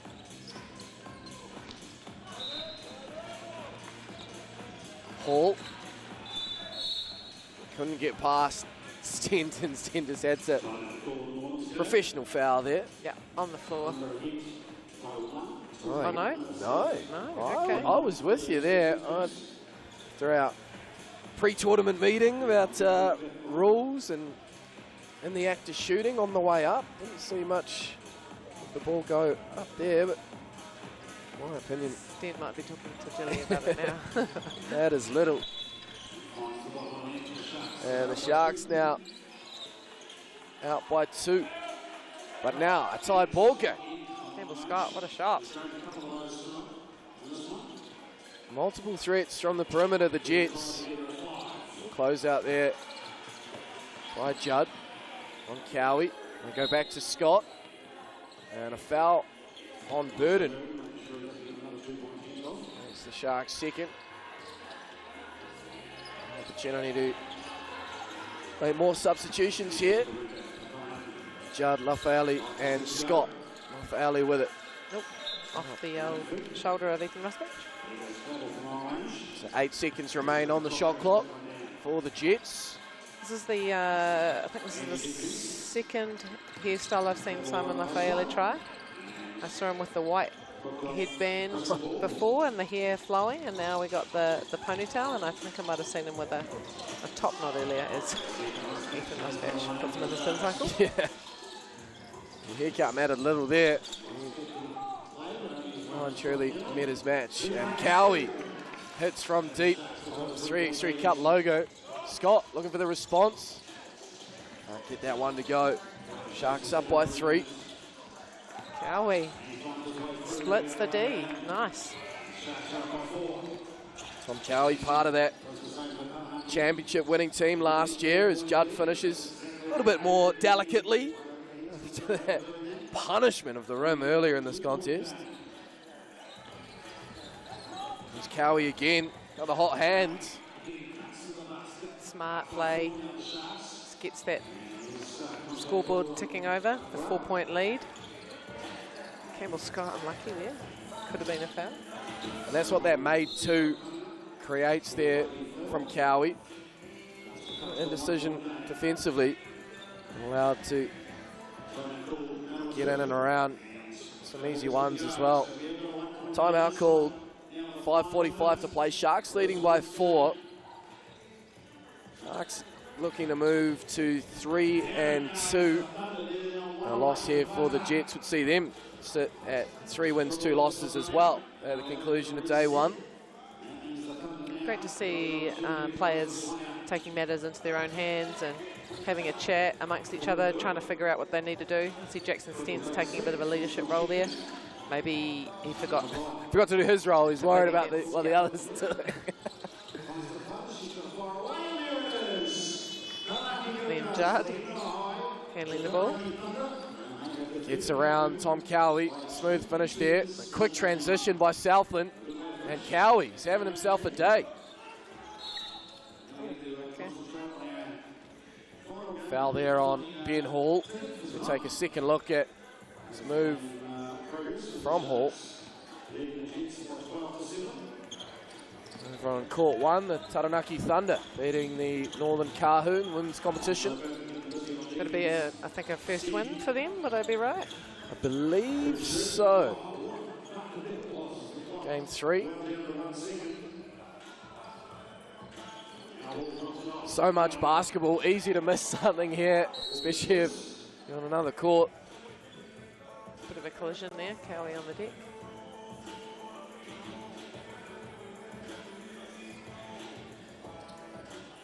So Southland with a fresh 12 seconds on the shot clock, leading by 4 over the midway point in this one as Cowie fires away over Lafayette. Long rebound there. Falls into the lap of Lonzo Burden. It's Hall. Can't get that. Finish on the drive. Lafayette now. Muscling his way in there. Real good strength there. Using that right arm, left arm. And then the block. Simon Lafayette. A couple of plays. Offense and defense. 3-point ball game right now. Jets 5 fouls, so again, could see that to be a problem. Not if Ethan Rossbatch is shooting like that. And then an offensive foul on the Jets. Does Ethan Rossbatch go again? Yeah, wouldn't put it past him. Yeah, I'm going to say yes. Why wouldn't you? He thought about it. 14-9 and a turnover here. Task was just a little bit behind. Campbell Scott needs to get hot. Long rebound though for Sten. Doesn't mind the long shot, and there it is. It's the corner. It's the left corner. It's his spot. As Rossbatch now gets around. Acrobatic Sten, move. yeah, what a athletic play by Rossbatch. Carrying the offense here late in the piece is Scott. Oh, almost made. Fade away, 2 in the corner, under pressure. Right on the buzzer too. Good hands by Stent. 4 on the shot clock. Who's shooting it? That man? Not in time. No, wasn't much in it. Spot on. Hamish Dale gets shot clock violation call.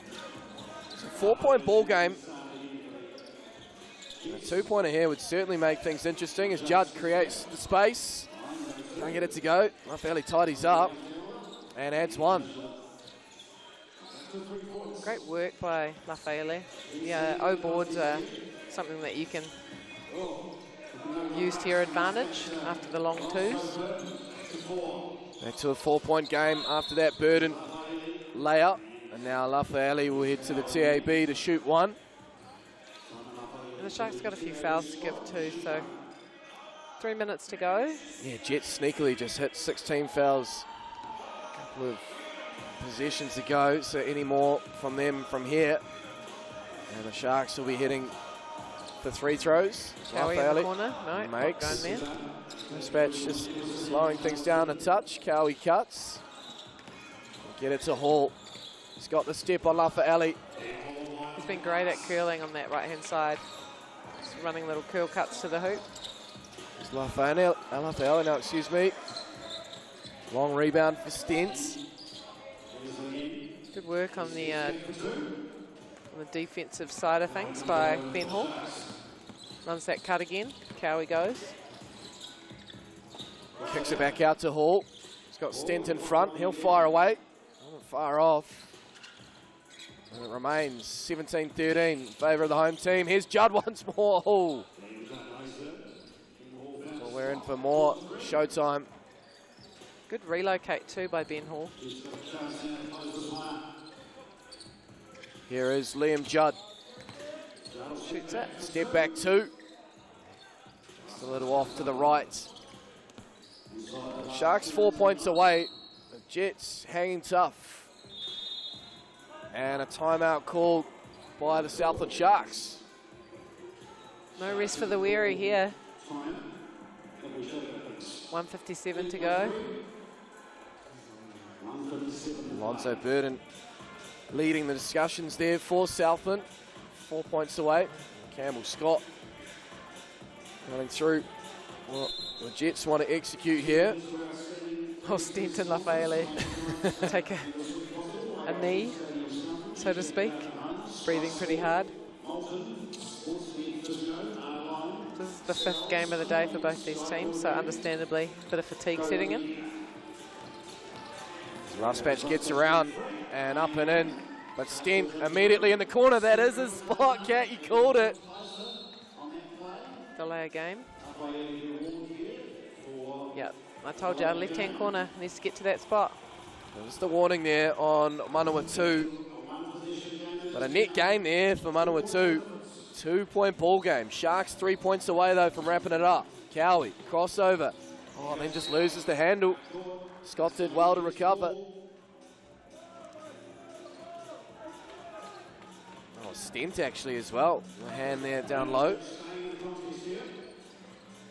The two were tied up. We're going to the rim here. Campbell Scott trying. And 5th team foul for Southland, so still there's a good foul to give there. Reset.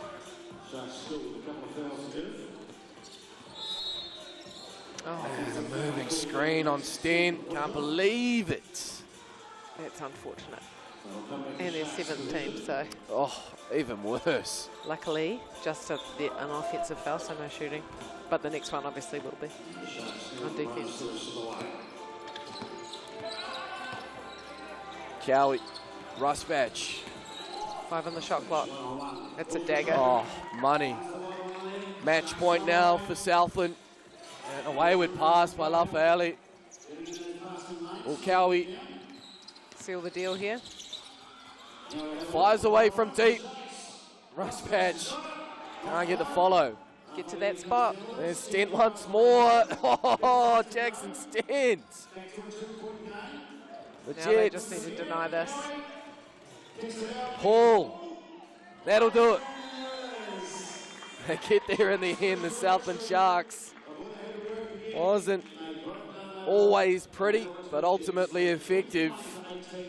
And the Southland Sharks get a win on opening night after 2 defeats back-to-back.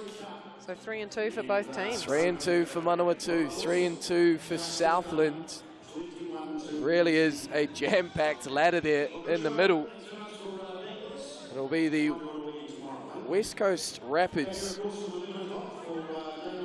who will enter day 2 on top of the table in the men's competition. 4 wins from 5. And we've got the Giants 3 and 1, the Rams 3 and 1, the Saints 3 and 1, the Airs 3 and 1, the Sharks and the Jets 3 and 2. So we've got 7 teams with winning records heading into day 2 out of 14. So it's anyone's guess who's going to take it out come Saturday. Sure thing, yeah. And they're going to move around a lot more tomorrow, that's for sure.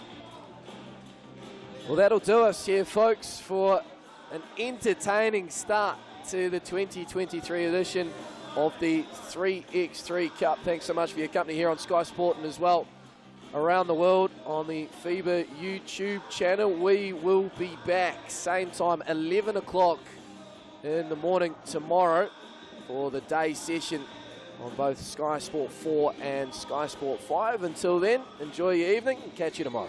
Ko Marie.